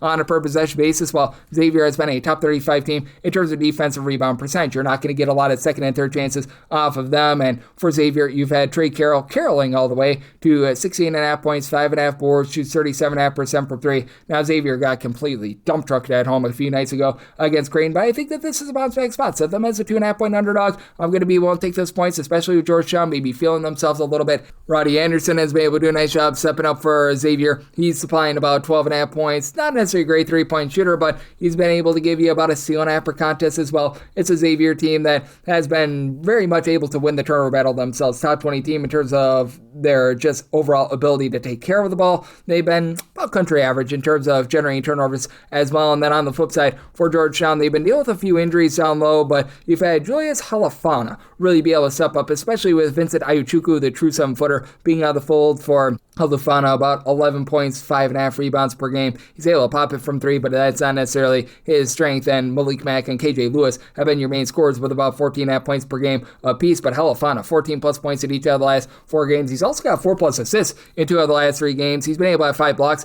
in the last 5 games, so he's been able to do a nice job helping out down low. You got Lewis right now only shooting about 28% for 3, while Malik Mack, he shoots 36% for 3 in Georgetown. They're shooting as a collective 28.5% from 3, outside the top 320 in all of college basketball, but they've been able to offset with them being able to take care of the ball. And this has been a Georgetown team that's been a top 125 team in terms of their overall rebound percentage. You've been able to get some relatively good production out of Caleb Williams with 11.5 points, 5.5 rebounds per game, and he shoots 38% from 3-point range. But I do think that in a game where neither team really turns the ball over a lot, but both of these teams have their, shall we say, issues in terms of their shooting, that this is going to be a little bit of a lower scoring game, made by total a 144.5 as a result. I'm in on the under, and at anything above a 3, I'm going to be willing to take those points with the X-Men. 691, 692 on the card. Weber State plays us at Utah Tech. Utah Tech is an underdog of 4.5 points. So on this game between 147.5 to a 149.5, and with Weber State, I did set them as a favorite of 9.5 points. I'm going to be willing to lay it. This Utah Tech team just really doesn't do anything great. They've been a bit better on the glass than they have been in past seasons, as typically they have absolutely no rebounding whatsoever, and Ethan Potter coming in give you a double figure, 7 plus rebounds per game is big, but Utah Tech right now just 247th in the country in terms of points scored on a per possession basis. Weber State not necessarily lighting the world on fire down at 180. But they've got a nice home court advantage out there in the great state of Utah. They are averaging about 22 points more per 100 possessions when they're at home rather than in a roadside-neutral venue. And for Weber State, this has been a team that's been pretty solid around the outside, shooting at home about 36.5% from 3-point range. And Utah Tech, typically their forte is their 3-point shooting. They are about 327th in all of college basketball, shooting about 28.5% from 3-point range. Utah Tech has been a bit better in terms of generating turnovers this year as well. With Utah Tech, they do rank in the top 125 in terms of turnovers forced on a per possession basis, as you've been able to have Potter, I mentioned before, actually give you about 16.5 points per game, so a little bit more than just double figures. But the guys around the outside, Chance Trujillo along Noah Balonga, both give you 11.5 points per game. They combine for a bit over 10 rebounds per game, but they're both shooting less than 26.5% from 3-point range. Tanner Davis, 9 points. He's only shooting 16% from 3-point range. Your main 3-point shooter actually has been Deshaun Holt, 9 points per game. Began his career over at Alabama and Georgia. He's been able to shoot 40% from 3, and to the credit of Utah Tech, they do rank in the top 55 in terms of opponents' 3-point shooting percentage, but this has also been a Weber State unit that has been very good in terms of generating for themselves second and third chances, top 125 team in terms of their defensive rebound percentage, and they're holding teams to shoot 25% from 3. I don't think that that's going to be continuing moving forward, but you've got good versatility and just a whole greater than some of his parts collective. If you include Vajami Vartinen, who's probably going to be out once again in this game, he's missed the last 4 games. You have pretty much 6 different guys that give you at least 10 points per game. And if you want to include in there Malik Goma, 7 different guys that give you at least 8 points per contest. As Goma's giving you 7.5 rebounds per game. And then you've got Edwin Suarez Jr., 11.5 points, 7 boards, a steal per contest with Weber State. I do think that they're going to do a good job in terms of winning the perimeter battle with Jace Whiting, give you 40.5% 3-point shooting, 13.5 points, 3 assists per game. Weber State has a little bit of a problem taking care of the ball outside the top 2 in terms of ball security, but I do think that they win this game from within. I did some line to 9.5. I'm going to be willing to lay the number. And for Weber State, after they were very slow a season ago, they've cranked up their tempo to about 77th in the country in terms of total possessions per game. I did, as a result, set a total of 151.5. I'm in on the over, 693, 694. It is Rice. We give our road to Lane Kiffin, go Owls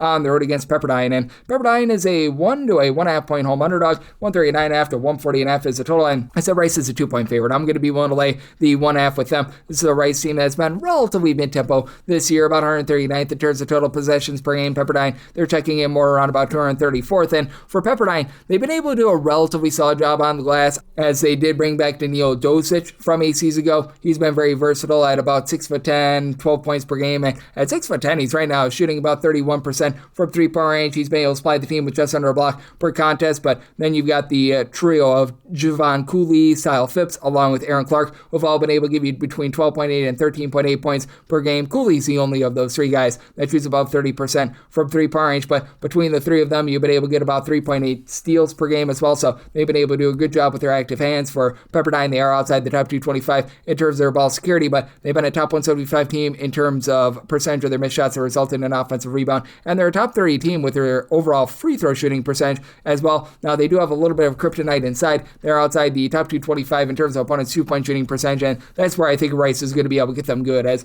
this has been a Rice team that themselves have had a little bit of a turnover issue outside the top 225 in terms of ball security, but they do have Trey Brodno along Nick Anderson in the backcourt are combined for 28 points per game. Between the 2 of them, they shoot about 38% from 3, and Rice is shooting 38% from 3-point range. I think that sees a little bit of regression moving forward for Rice. They've been a top 175 team in terms of opponents' 2-point shooting percentage. They just don't knock in those shoes themselves. They're outside the top 320 in terms of their own 2-point shooting percentage, and for Rice, they're outside the top 225 in terms of defensive rebound percentage, a top 100 team with regards to their offensive rebound percentage, so they give you second and third chances. They produce for themselves second and third chances, but I do think that with them being a top 150 team in terms of generating turnovers and having Jalen Smith in the fold for another year, he's been with their coach and Rob Lanier ever since they were over at SMU. He's right now supplying 13 points. He's been able to shoot 43% from 3. That's going to be an X factor, even with Dallas Hobbs deal with an injury. He's a guy that came over from Mount St. Mary's. They've been able to do a good job of filling in the interim, and I do think that the turnovers on both sides are going to be a little bit costly to the over, so in on the under, but with the ancillary pieces of Jimmy Eldekun along with Andrew Akuchi combined for 10 rebounds per game for this Rice team, I think that they do just enough on the glass to get the job done in a bit of a slog. So set my line at 2 with Rice. I'm going to be willing to lay it, and like the under, set my total 136. You've got 695, 696 on the card. San Jose State is on the road against New Mexico, and New Mexico is a sizable favorite of 13.5 points. So this game between 145.5 to 146.5, and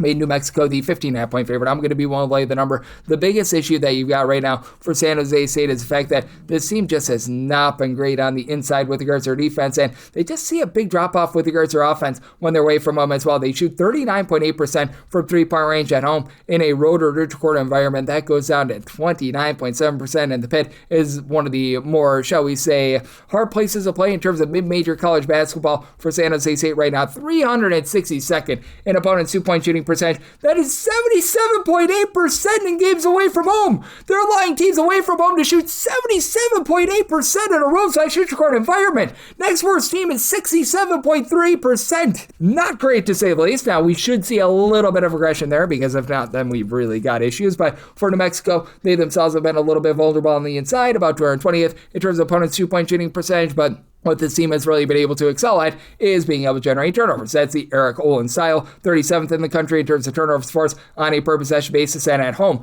they're generating a turnover on about 23.5% of opponents' possessions. That is a top 25 mark in all of college basketball, while San Jose State has been country average in terms of generating those turnovers. And for San Jose State, they need to find a little bit more outside of Kobe Garland in terms of scoring in the backcourt, as Garland has been great. He's come over from the Big South, supplying about 19 points, 4.5 assists per game, shoots 37.5% 40% for 3. And then down low, Yafat Mundi, 13.5 points, 8 rebounds per game, but doesn't guard the inside shots. But then you just have a little bit of a mismatch as you've had Adrian Myers and Ben Rosenberger being out for at least 3 games apiece. Jeremiah Washington has been one of the main constants with about 11.5 points, 3 assists per game. And this is a San Jose State team that has just really struggled in terms of their own 2-point shooting percentage or outside the top 250 with that regard. And for New Mexico, it's been a little bit wobbly in terms of this offense being able to get going as well. But for Eric Olin, he does a nice job in terms of finding guys from his roots over at the Division II ranks. And Jake Hall has come down. He's been able to give you 14 points per game. Right now, shooting about 40% for 3-point range. And New Mexico's also done a great job of being able to guard the 3-point line. Top 75 team in terms of opponent's 3-point shooting percentage, and they are forcing teams to the outside. They are actually just daring you to shoot from 3, as over 50% of opponent shots have come from 3-point range. But for New Mexico, even though the team not necessarily dominant on the glass outside the top 125 in terms of defensive rebound percentage, you've been able to get good production out of Tomislav Bujan with 9 boards and just over 10.5 points per game. And then you've got sort of a coach out there on the floor, and Chris Howell. He actually followed Olin on over from UC San Diego. Not going to give you a ton of scoring at only about 5.5 points per game, but 1.7 steals, 3.5 assists per game. It's a New Mexico team that is looking to play with a little bit of pace, but they're not necessarily going to play at warp speed, while you've got a San Jose State team that one of the slowest teams in all of college basketball, 313th in terms of total possessions per game. Meanwhile, New Mexico, about 142nd. So do think that you get a middle of a road game in terms of the overall scoring. Set by total 145.5. I do think that New Mexico generates enough turnovers for the under, so like the under, and I'm willing to lay up to 15 with New Mexico. 697, 698 on the card. It's Boise State. They're on the road against Nevada, and Nevada is a 3.5 to a 4.0 underdog. So on this game, it is 141.5, and to set a total of 139. I'm going to be in on the under. Boise State does not allow for second and third chances. 4th in the country in terms of defensive rebound percentage. Teams only grab 21.1% of their misses as an offensive rebound, but I do like Nevada here on the money line. As for Boise State,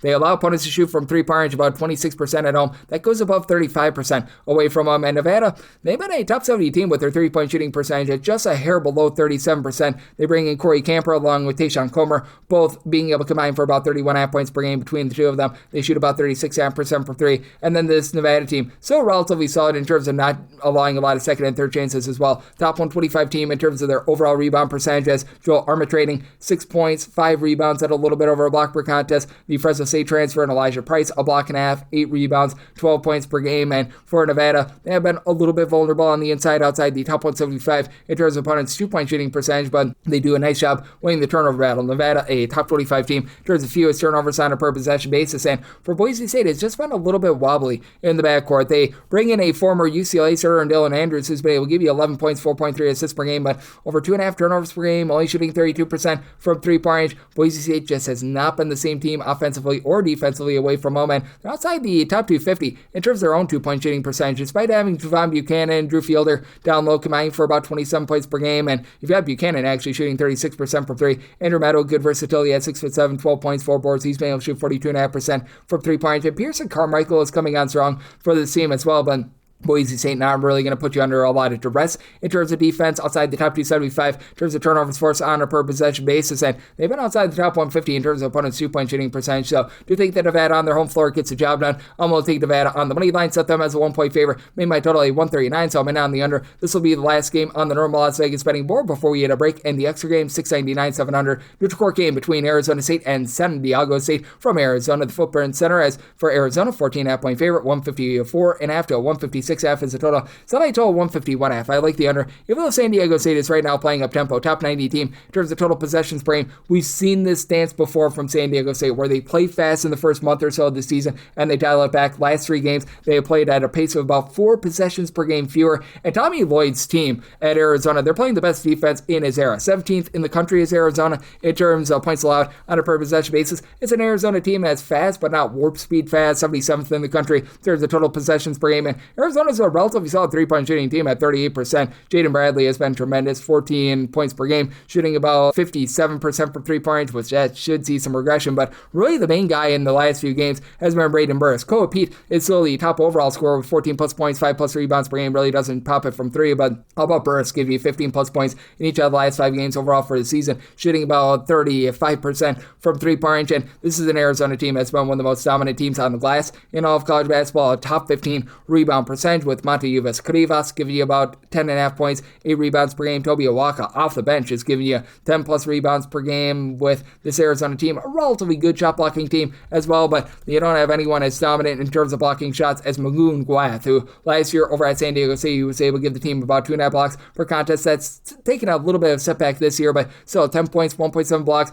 At 7 feet tall, he shoots 44% from 3, and San Diego State as a whole, a top 15 team with regards to their 3-point shooting percentage at over 41%. I think that takes a little bit of a drop off, and for San Diego State, they're both turning the ball over a ton, and they're generating a lot of turnovers. San Diego State, top 50 team in terms of turnovers forced on a per possession basis, outside the top 250 in terms of taking care of the ball with about 14 turnovers per game. BJ Davis and Reese Dixon Waters in the backcourt combining for about 24.5 points per game, and Davis shoots over 50% from 3. Again, I think that takes a little bit of a fall off, but with the way that San Diego State is generating turnovers, and with San Diego State having the shot blocking down low, I do think that they hold in this game. So set my line at 11.5. I'm going to be willing to take the points with San Diego State, and to think that San Diego State dials back the tempo. Set my total 151.5. I like the under, and we're going to hit a break and then hit the extra games on the flip side right here on Tuscaloosa with myself, Greg Peterson, now a part of the Decent Family Podcast. This podcast is sponsored by Talkspace. Last year, I went through many different life changes. I needed to take a pause and examine how I was feeling in the inside to better show up for the ones who need me to be my best version of myself. When you're navigating life's changes, Talkspace can help.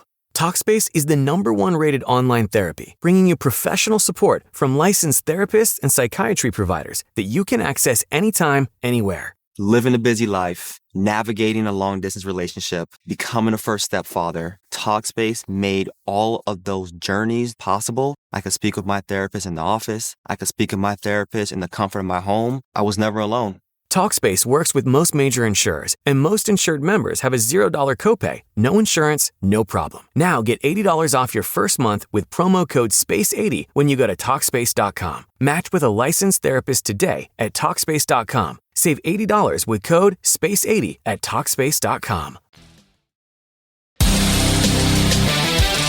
And we're back here in lovely Las Vegas for Coast to Coast Hoops with myself, Greg Hoops Peterson, now part of the VSiN Family Podcast. We've gone through the normal games on the Las Vegas betting board for today, but we've got 14 games on the extra games card. It was on the borderline of whether or not I wanted to have a guest or not. Typically on Saturdays, I go guest free, so we went guest free. So this final segment is just our games in the bonus. The normal betting board picks are complete, but there are some extra games today, so we go into the bonus. 3 of 6, 525, 3 of 6, 526. Robert Morris is on the road against St. Francis, Pennsylvania. St. Francis is a 13.5 to a 14.5 point underdog. 143.5 to 144.5 is the total. Set my line at 13.5, so 14 plus. I'm going to be willing to take the points with St. Francis. St. Francis has actually been okay at generating turnovers. A top 175 team in terms of turnovers forced on a per possession basis, and for Robert Morris, they've dialed back their tempo a little bit from 8 seasons ago. Robert Morris checking in and then able to about 288th in the country in terms of total possessions per game.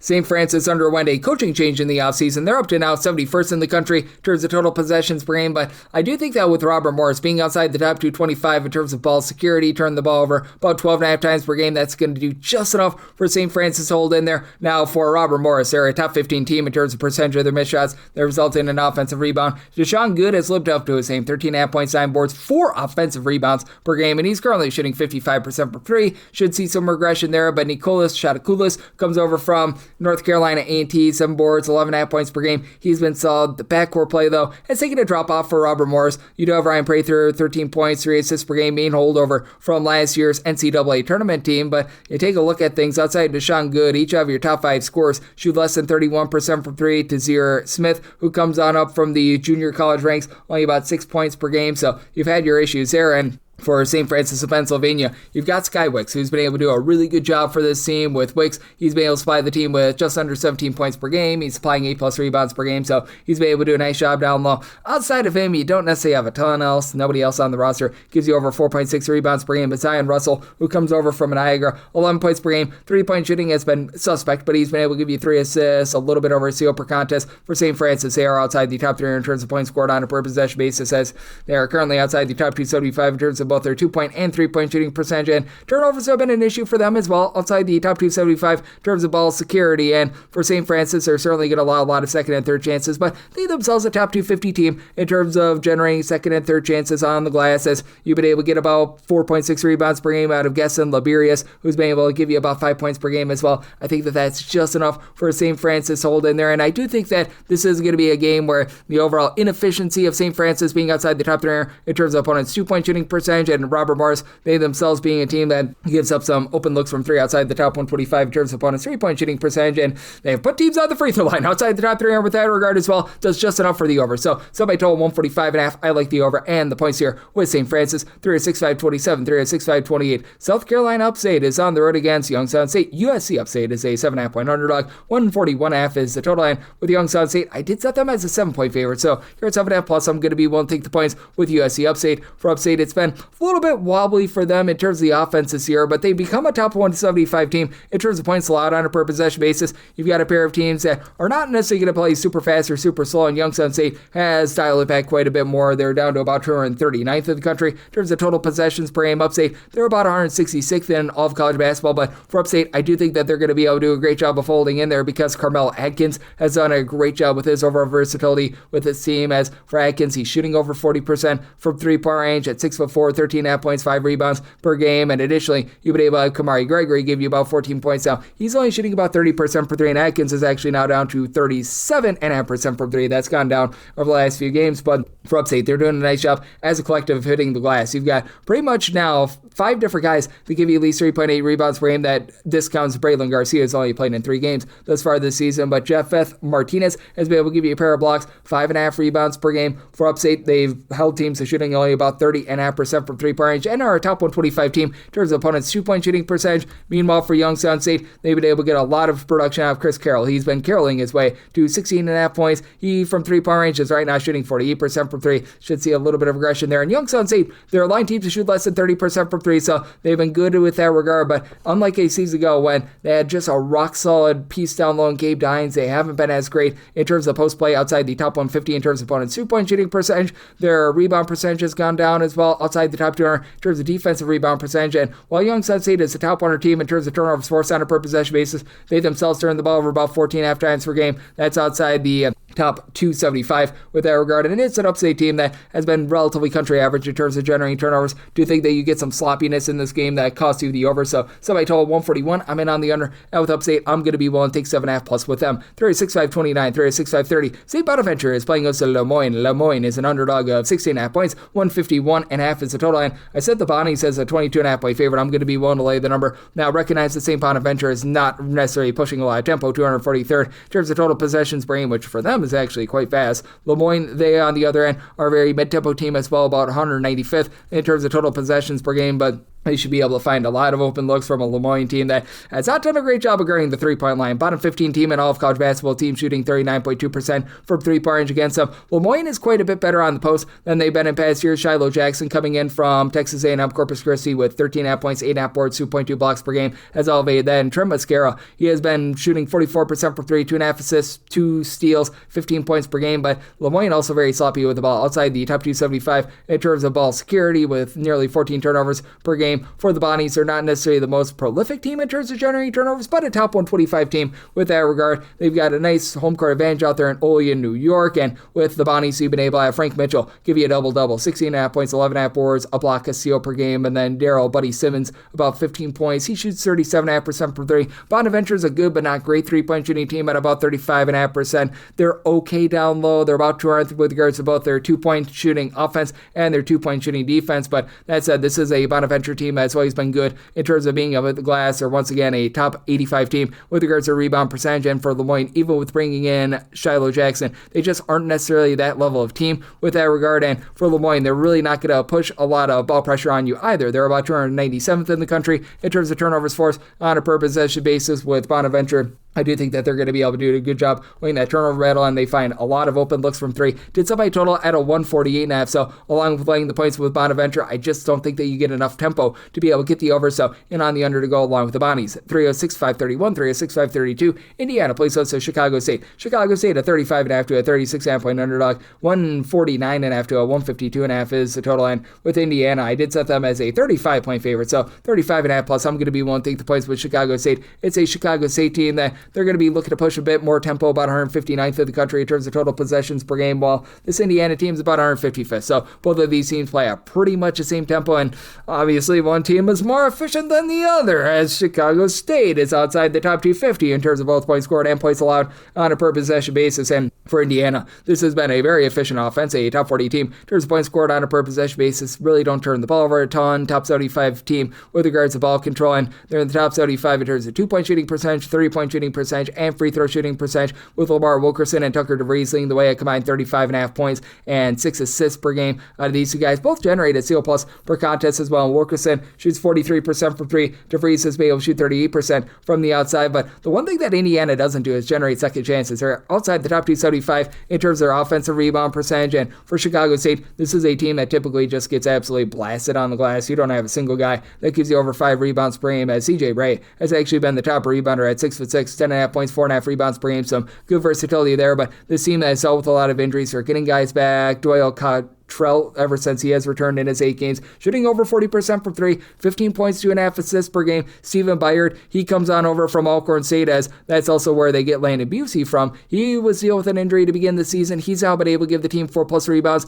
in 3 out of the last 5 games, and he's actually supplied 7 blocks in the last 4 games as well, so he's been able to up this team's, shall we say, low post play a little bit as well. Braylon Bush, he's been in and out of the lineup. He's probably going to be out once again, but you also get Chauncey Gibson, who comes over from Prairie View as well. He's dealing with a little bit of an injury. When he's been out there, he has been able to give the team right in that neighborhood about 8 or so points per game. I do think that they're still going to be dealing with a little bit of ailment in this game, but having Byard back down low, I think is going to keep them lively there. And Marcus Hankersley has been the head of the snake in terms of scoring, pair of assists, a steal, 14.5 points per game. Does not shoot it well from 3, and the Chicago State team, they shoot less than 30% from the outside, but I mean, they're a top 175 team in terms of turnovers force on a per possession basis. They are bottom 5 in terms of opponents' 2-point shooting percentage, so they're going to get blasted there. I did set a total here of a 151, so at the 149.5, I would rather take that 149.5 over rather than a 152.5 under, so going to be looking for anything below 151 to the over, but we'll take 35.5 plus here with Chicago State. 306-533, 306-534. Vermont plays host to Iona. Iona is an underdog of 4.5 points.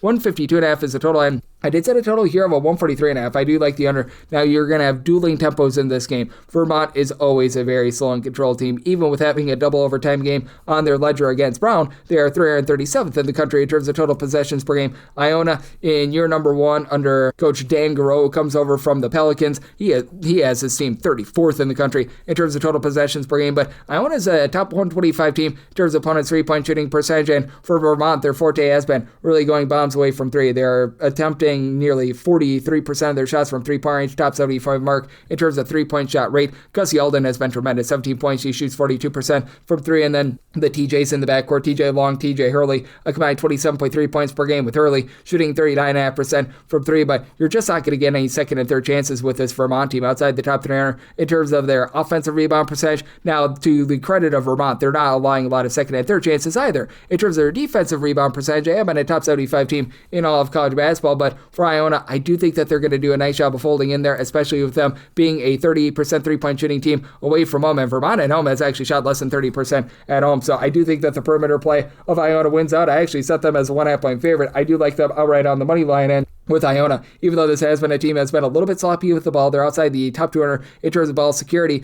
with Vermont being outside the top 330 in terms of generating turnovers. That should be able to help out this Iona team. Now, Iona's been outside the top 300 in terms of their defensive rebound percentage as well, but you still do have down low Lamont Celebi, who's been able to give you 12.5 points, 8 boards, and then CJ Anthony, who comes over from Cincinnati, about 5.8 assists, 1.8 steals, 16.5 points on 39% 3-point shooting, and Toby Harris, 44% 3-point shooter with his 12 points per game. Got a lot lot of guys like Harris, Kasmi, Akatu, who have been able to give you between 4 and 5 rebounds per game. You get 3.5 points out of Alufal off the bench as well. So I do think that for this Iona team, even though they're a little bit vulnerable on the inside, outside the top 250 in terms of opponents' 2-point shooting percentage, they find a way to get the job done. And I do think that Vermont is going to be successful in slowing this game down. So I said a total of 143.5. I like the under and Iona on the money line. 306.535, 306.536. NC Central, they play us out of Longwood, and the Lancers of Longwood are a 4.5 point favorite. So on this game, it is 147.5, and I did set NC Central as actually a 2-point favorite. I'm going to be one to take them on the money line. You've got a Longwood team that is just not shooting well from three.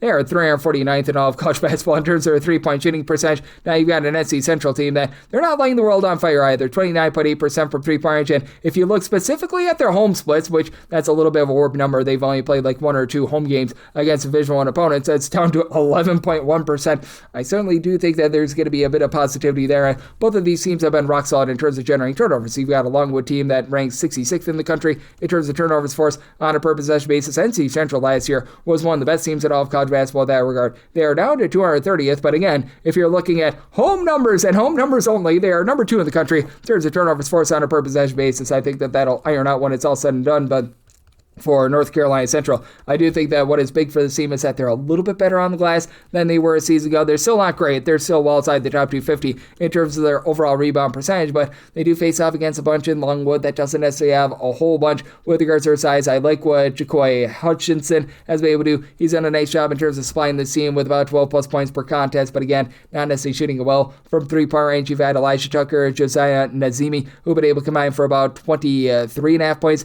per game. With Nazemi, he's been dealing with a little bit of injury though, and he's been their top rebounder with about 6.2 boards. He's also been able to chip in there a steal and a half per game. Should be good to go in this game, and ever since he has returned, he has been able to give the team 12 plus points in each of the last 4 games. But for this Longwood team, not only do they not necessarily do the greatest job with their 3-point shooting, they're also doing a solid job in terms of allowing teams very open looks on the inside. They're outside the top 300 in terms of opponents' 2-point shooting percentage. They've been outside the top 225 in terms of opponents' 3-point shooting percentage, and for NC Central, Gage Lattimore has a chance to be able to take over this game. 19 points, 2.5 assists, shoots 40% from 3-point range. Kyrick Davis, who comes over from West Georgia, he's been supplying the team with about 6.5 points per game, as you've got Lattimore and then Corey Carvey, who gives you about 14 points, 6.5 rebounds per game. Everyone else averages 6.5 points or fewer per game, but Deontay Johnson does a nice job as a pass first point guard. 3 steals, 5.5 points, 5.5 boards. He does a great job in terms of getting everyone else involved. It's an NC Central team that's been outside the top 3 with regards to their defensive rebound percentage, but this is also a unit that has been able to do a better job in terms of generating turnovers, and I do think that that is going to cause for a very, very sloppy game here. So by total 142, I like the under, but I do think that NC Central, they do find a way against a Longwood team that's given up a ton on the inside to be able to get the job done, and this is an NC Central team that's in the top 50 with regards to percentage of their shots that come from inside the 3-point line. So like NC Central on the money line and the under. 306.537, 306.538. Lafayette is on the road against Georgia Tech. Georgia Tech is a 15.5 to a 14.5 point favorite. 143.5 to a 145.5 is the total line. With Georgia Tech, I set them as an 18.5 point favorite. I'm going to be willing to lay the number. Lafayette's main forte is 3-point shooting. They're 50th in the country in terms of their overall 3-point shooting percentage, and both of these teams hovering between about 250th and 275th in the country in terms of points scored on a per possession basis. Both of them very lackadaisical there, but Georgia Tech is a team that ranks at the top 40 in terms of points allowed on a per possession basis. 35th in opponents' 3-point shooting percentage, so that takes away the main strength of Lafayette. You've had for Lafayette 2 main guys, Caleb Williams and Andrew Phillips, be able to combine for about 31.8 points per game. With Williams, he shoots 42% from 3 with about 3 assists per game. Phillips, he's been able to give you about a steal per contest to go along with his 35% 3-point shooting. And for Lafayette, they're still okay on the glass, but they've taken a big giant step back with Justin Vanderbond, the true 7-footer gone from the season ago. Sharif Jackson, about 6 boards, 8.5 points per game, and Christian Humphrey Rembert has been able to give you about 6 rebounds per game. But for Georgia Tech, even though they're dealing with the injury to Bay Ndongo, he has missed each of the last 2 games, probably going to be out once again in this one. You still have, in my opinion, the best little post presence in this game. That'd be Mohamed Siala, 11.5 points, 8.5 rebounds per game, and he's able to pop it from 3, but doesn't do so well. Quasi Reeves, though, he's been able to shoot 42.5% from 3, 4.5 boards, 15.5 points, steal and a half per contest. I like his overall game, and for this Georgia Tech team, they're very much looking to drive the ball inside. Top 75 team in terms of percentage of their shots that come from inside the 3-point line, and this has been a Lafayette team has been very suspect with their 2-point shooting defense. They're outside the top 250 with that regard, and they're outside the top 340 with their own 2-point shooting percentage. I do think that you're going to be getting a little bit of a sloppier game in this one, especially with Georgia Tech being a team that's been pretty solid in terms of generating turnovers. This Georgia Tech team has been a top 175 team in terms of turnovers forced on a per possession basis. They themselves are outside the top 250 in terms of their overall ball security as well, and they only shoot 65% at the free throw line. So even though Georgia Tech is a top 100 team in terms of total possessions per game, Lafayette a bit more mid-tempo at 247th. I like the under semi-total 134.5, and with Georgia Tech willing to lay up to 18 with them. 36-5-39, 36-5-40. Mercer is playing out to Binghamton, and Binghamton is a underdog in this ordeal of 8 to 8.5 points. 134.5 to 136.5 is the total, and made my total a 132. I like the under. Both of these teams are not playing with very much tempo whatsoever. Mercer is 357th in terms of total possessions per game. You got a Binghamton group that is 298th, and for Binghamton, they just continue to lose a turnover battle. They're outside the top 310 in terms of turnovers forced on a per possession basis, while they themselves are outside the top 330 in terms of ball security. For Binghamton, you have to figure that their 28.6% three-point shooting percentage on offense sees a little bit of positivity, but this is a team that also does have the best rebounder in this game. That'd be Demetrius Lilly with about 16 points, 10.3 rebounds per game, and Jeremiah Quigley, who comes over from Iona, has actually done a nice job doling it out. 6 assists per game. Problem is, he and Lilly combined for 6.5 turnovers per game, and Quigley is right now shooting 16% from three-point range. You've had a little bit of something out. Jackson Bengini comes over from Sonil, 32% three-point shooter. He's been supplying about 9 points per game, but with Mercer, I did have to set them as a 10-point favorite. I'm going to be willing to lay the number. Not that Mercer is necessarily like the absolute gangbusters of generating turnovers or anything like that, but still, they're about 78th in the country in terms of turnovers forced on a per possession basis, so they can very much excel there. They're going to have a little bit of a tough time with Demetrius Lilly down low, but you still have been able to get about 5.5 boards, 9.5 points per game out of Mykolas Ivanauskas, who at 6'8". He's able to give you some three-point shooting at 32%, and then your main two scorers, Bernie Blunt, Jake Lulleman, have been able to combine for about 28.5 points per game. Lulleman has been able to shoot 40% from three. Blunt has been able to shoot 39% from three. They combine for about 5.5 assists to 3.5 turnovers per game. Mercer's outside the top 150 in terms of their ball security, and his team has been well outside the top 250 in terms of rebound percentage, but Binghamton not even doing a great job with that regard. And with this Mercer team being a top 175 team in terms of opponent's 2-point shooting percentage, I think that they win this game with their defense. Set my line at 132 in terms of total, like the under, and I'm willing to lay up to 9.5 with Mercer's 3-6-5-41, 3-6-5-42. You've got Holy Cross, and they are going to be on the road against Harvard. Harvard is a 9.5 point favorite. 135.5 to 136 is the total, and made by total a 137.5. I do like the over. Holy Cross last year was a top 20 team in terms of their three-point shooting percentage. That has taken a massive fall off this year, and I do think that they're going to see that go upwards as the season goes along. They're only shooting about 31.3% from three, but defense has been a little bit better. Last year, they were outside the top 340 in terms of points allowed on a per possession basis. Still outside the top 250, but it's seen some improvement, and I'm going to be willing to take the points. I set them as a 5.5 point dog.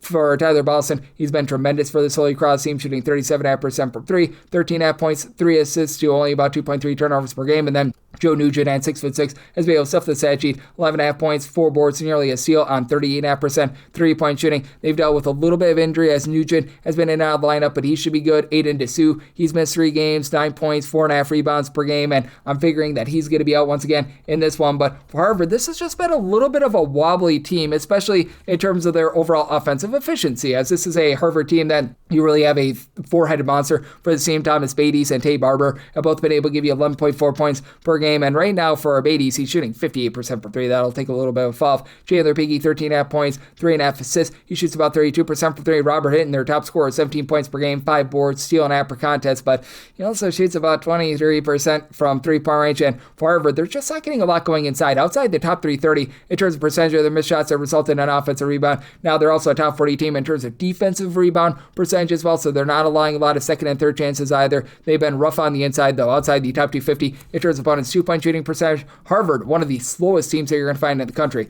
352nd in terms of total possessions per game. Holy Cross not too far behind at 333rd, so I do think that for both of these teams, are going to need to rely upon efficiency to be able to get the over, but I do think that you get there, and this is a Harvard team that's been very smart in terms of not committing fouls. They're a top 25 team in terms of fouls committed on a per possession basis. Holy Cross, so not necessarily a team that's going to get to the free throw line a ton, so it's not like they're necessarily relying upon those free throws, and for Harvard, they've been a team that's been solid in terms of generating turnovers, about 105th in the country in terms of turnovers forced on a per possession basis, but I do think that Holy Cross is going to do good enough work in terms of taking care of the ball to be able to get get open looks and knock down some threes. Semi-line at a 5.5. I'm willing to take the points with Holy Cross. I like the over. Semi-total at a 137.5, 306, 543, 306, 544. UNC Wilmington plays host to Howard. Howard is a 13.5 to a 14.5 point underdog. 143.5 is the total, and for Howard, I set them as a 15.5 point underdog. I'm going to be willing to lay it with Wilmington. You've got a Howard team that all of a sudden has really slowed it down with their tempo. They're down to about 219th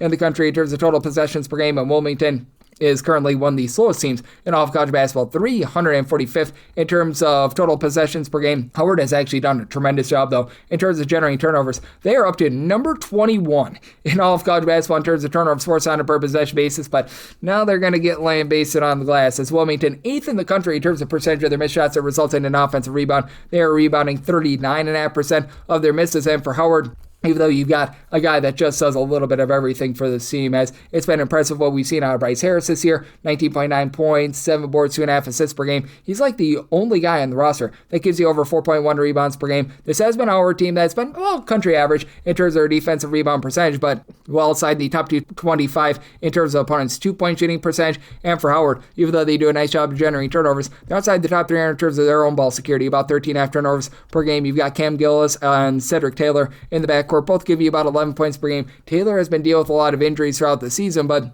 being able to get his versatility at 6'7" out there on the floor, I think that that's going to be big for them moving forward, as he was missing for the first about 9 or so games of the season. Then for UNC Wilmington, the team is dealt with a few ailments of their own, but they've been able to persevere through them, and you've got Nolan Hodge as your top guy, give you 16 points, shooting over 40% from 3-point range. Big time what you've been able to get out of Patrick Wessler down low. Big reason why this team has been so good at grabbing second and third chances. Began his career over at Virginia Tech as a 7-footer, 11.5 points, right around about 8.3 rebounds per game. It is a Wilmington team that has been stout with their 2-point shooting defense as well. Top 75 team in terms of opponents' 2-point shooting percentage. And for Wilmington, the one thing that they lack is really generating turnovers outside the top 275 in terms of turnovers forced on a per possession basis, but a top 100 team in terms of taking care of the ball as well. You've got yourself a Howard team that they're just a team that's going to be very much looking to take a lot of shots from inside the arc. They're a top 75 team with that regard, and I just don't think that they're going to find any success against Wilmington. So semi-line at a 141.5 with regards to total, in on the under, and I'm going to be willing to lay up to 15 with Wilmington. 306, 545, 306, 546. Central Florida plays also Florida Gulf Coast. Florida Gulf Coast, 15.5 to 16.5 point underdogs, 157.5 to 159.5 is the total, and for Central Florida, I did set them as a 17.5 point favorite, so right now seeing the 16.5, 15.5, I'm going to be willing to lay it. For Florida Gulf Coast, this team has just taken so many strides back with regards to their defense. Now, I will say this for FGCU, they've been pretty solid in terms of being able to give themselves second and third chances, a top 110 team in terms of percentage of their missed shots that result in an offensive rebound, but that said, I do think that they're going to meet their match against a Central Florida team that has JaMychal Stillwell doing such a great job down low for this team. He's been able to supply the team with over 10 points per game. He's also been able to give you about 9 rebounds per contest, and he and Themis Folks both came as a tandem over from UW Milwaukee. I always love those sorts of teams, and with Mr. Folks, he's been able to give you 7 assists, 11.5 points per game from 3-point range. He's shooting 40% from 3, and Central Florida does shoot 38.1% from the outside, and they go up against a Florida Gulf Coast team that it's been very lackadaisical what we've been seeing in terms of their perimeter defense. Not really generating a ton of turnovers outside the top 160 in terms of turnovers forced on a per possession basis, and with regards to the overall perimeter play of Florida Gulf Coast, about a country average team with regards to their 3-point shooting percentage, so not doing a great job there, not really doing a terrible job there, but they leave themselves very vulnerable to giving it up from the outside. They're allowing teams to shoot about 32.5% from 3-point range, and you do have a Central Florida team that they themselves have been a little bit suspect in terms of their overall defense inside, but they do a nice job guarding the perimeter, top 95 team in terms of opponents' 3-point shooting percentage, with Riley Kugel gave you about 14.5 points. He's been able to shoot over 40% from 3-point range, and for Florida Gulf Coast, while they are a pretty solid team in terms of being able to generate for themselves second and third chances, they are giving up as well a lot of second and third chances on the glass, and for the Central Florida team, they should be able to really exploit what you've got inside for Florida Gulf Coast, outside the top 300 in terms of opponents' 2-point shooting percentage. Now, for Florida Gulf Coast, you've got a pair of guys in J.R. Krasinski along with Ramir Barno, who combine for 4 steals per game. With these two guys, they've been able to combine for about 31 points per game. Krasinski shoots about 34% from 3, and Barno has been able to shoot 41% from the outside, but I said this is also a group that they are very willing to put you on the free throw line. They're a top 20 team in terms of free throws allowed on a per possession basis to their opponents, and to the credit of Florida Gulf Coast, they take good care of the ball. Top 125 team in terms of fewest turnovers on a per possession basis. Michael Duox has been able to give you about 8 points, 5 rebounds, comes on over from Northern Iowa, and he's been able to give you about a steal per game as well, but I do think that Central Florida very much is going to be able to overrun this team inside. With Central Florida, they're so good at being able able to generate second and third chances. And Florida, of course, all of a sudden, a top 50 team in terms of total possessions per game. They've really cranked up their tempo. And for Central Florida, about 120th in terms of total possessions per game. So do think they get a higher scoring game, but I do think that with Central Florida being an okay team in terms of generating turnovers, that's just enough to be able to get you the under. So I told 157.5, so at a 158 plus in on the under, and I'm willing to lay it here with Central Florida. 306.547, 306.548. Florida National plays us to Long Island. Long Island, a 4.5 point underdog. 158 to 158.5 is the total line for Florida National. Did set them as an 8-point favorite. I'm going to be willing to lay the number for LIU. This team has really cranked up their tempo from a season ago. Last year outside the top 275 in terms of total possessions per game. This year they're up to about 102nd in the country. And then with Florida International, this team is always one that's going to be looking to push a lot of tempo. They're back in the top 75 in terms of total possessions per game. But for Florida National, what I love about this team is their ability to be able to generate turnovers. They find themselves back in the top 50 in terms of turnovers forced on a per possession basis. And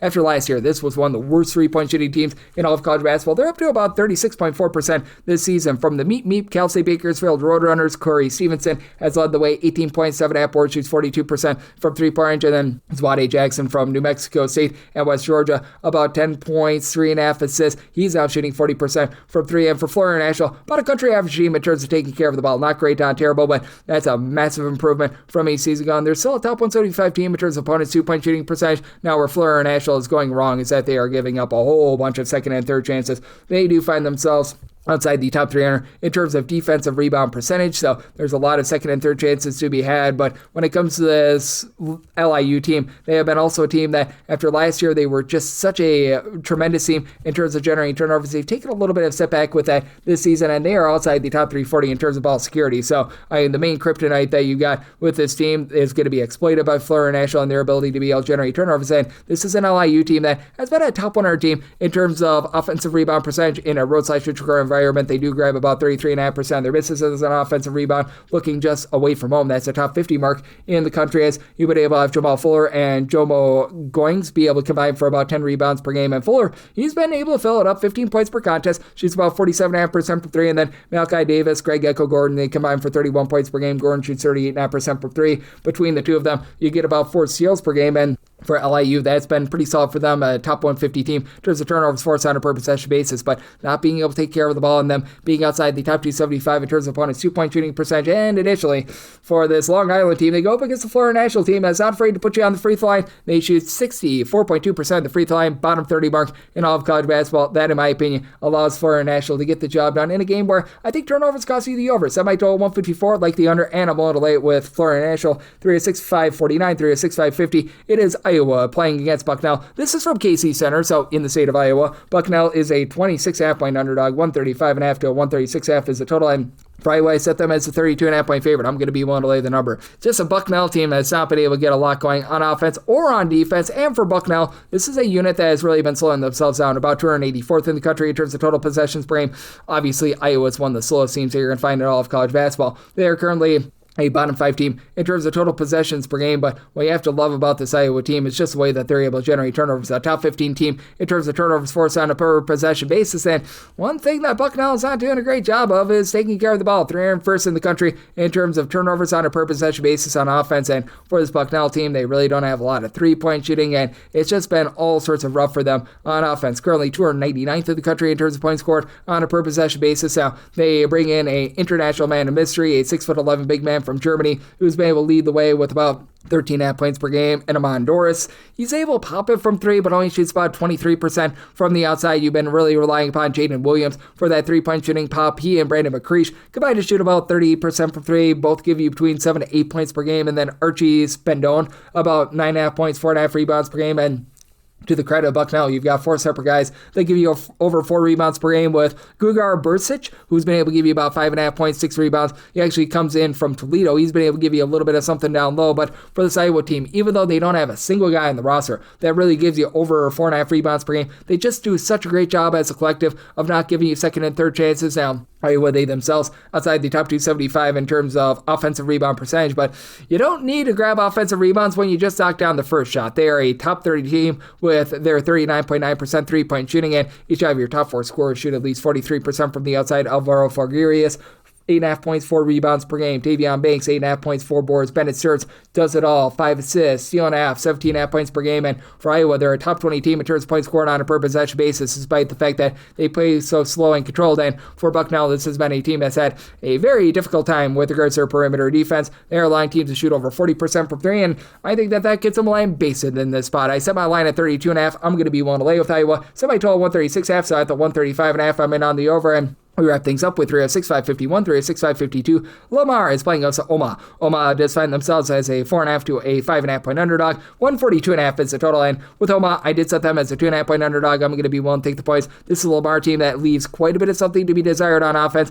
They've been quite a bit better with regards to their defensive play. As for Lamar right now, 292nd in the country in terms of points scored on a per possession basis. And while the Omaha team is not necessarily lighting the world on fire with their offense, they're about 227th in the country in terms of points scored on a per possession basis. I do think that they're going to do a nice job of holding in this game. Now, Omaha, not the same defensive rebounding team as they were a season ago, but still a top 150 team with this regard. Lamar is a group that they've been very good in terms of not allowing second and third chances as well. They're about 76th in terms of their defensive rebound percentage, but for Omaha, they can be very much gashed around the perimeter. And with this Lamar team, even though they're a team that's built a little bit more on size, with Andrew Holyfield being your top scorer, 14 points, 5 boards. At 6'10", he's able to shoot about 33% from 3. Rob Lee has come in, and he's done a nice job in the backcourt, shooting over 40% for 3, 14 points, just under 2.5 assists per game. And it's a Lamar team that is a top 100 team in terms of turnovers forced on a per possession basis, but they're also outside the top 300 with their free throw shooting percentage at about 66.5%, and they've also been outside the top 250 with their own 2-point shooting percentage. Meanwhile, you've got an Omaha team that they're not necessarily playing at warp speed, but they're going to play at a relatively brisk pace, which that's going to throw Lamar for a loop, as Lamar is about 260th in the country in terms of total possessions per game. Omaha more around country average, 180. But for Omaha, you do bring back quite a few of the ancillary pieces from a season ago. Lance Waddles has been the main man, 17.5 points, shoots 46% from 3-point range. They've dealt with a little bit of an injury to Tony Osborne. He was missing for 4 games. He returned in their last game against a non-D1 foe at 18 points, 5 steals. He should be all good to go there. And then you've got someone in Sean Glover who's been able to spy about 11.8 points per game from 3-point range. He's only shooting about 26% from 3, but Omaha as a whole, they do shoot 37% from 3. That is a top 75 mark in all of college basketball. They're getting gashed outside the top 300 in terms of opponents' 2-point shooting percentage, but they don't allow a lot of second and third chances. Omaha is going to give you a lot of clean possessions as they're outside the top 275 in terms of turnovers forced on a per possession basis. So I do think that that's going to be conducive to a lot more scoring in this game. So by total 144.5, I like the over, but with Omaha, I do think that they're going to be able to hold in there on the glass. I do think that the overall backcourt play going to be able to keep them lively in this game. So set my line at 2.5, like the points with Omaha, and I'm going to be in on this over as well. And that'll wrap things up for the Saturday edition of Coast to Coast Hoops, now part of the VSiN family of podcasts. If you do like hearing from this fine podcast, Coast to Coast Hoops, you're able to subscribe wherever your podcasts, Apple Podcasts, Google Play, Spotify, Stitcher, and TuneIn. If you have a question, comment, segment idea, what have you for this podcast, you do have one of 2 ways to be able to fire those in. First one is my Twitter/X timeline at gunit_81. Keep in mind, letters the they mean does not matter, so per usual, please send these into the timeline. Other ways, find an Apple Podcast review. If you rate this podcast 5 stars, it is very much appreciated. And from there, you're able to fire in whatever you'd like to hear on this podcast via that 5-star review. I'll be with you guys every single day on this podcast, giving you picks and analysis on every game, every day. So I'll be back with you once again tomorrow. Thank you. DC politicians want to enact harmful credit card mandates that could take away your cash back and rewards points. Perks that stretch your budget and make life a little easier. Losing these benefits means less money for your family's everyday essentials like gas and groceries. The perks you rely on could disappear, leaving you with higher costs and fewer options. Tell Congress to guard your card and oppose the Durbin-Marshall credit card mandates. Paid for by Electronic Payments Coalition.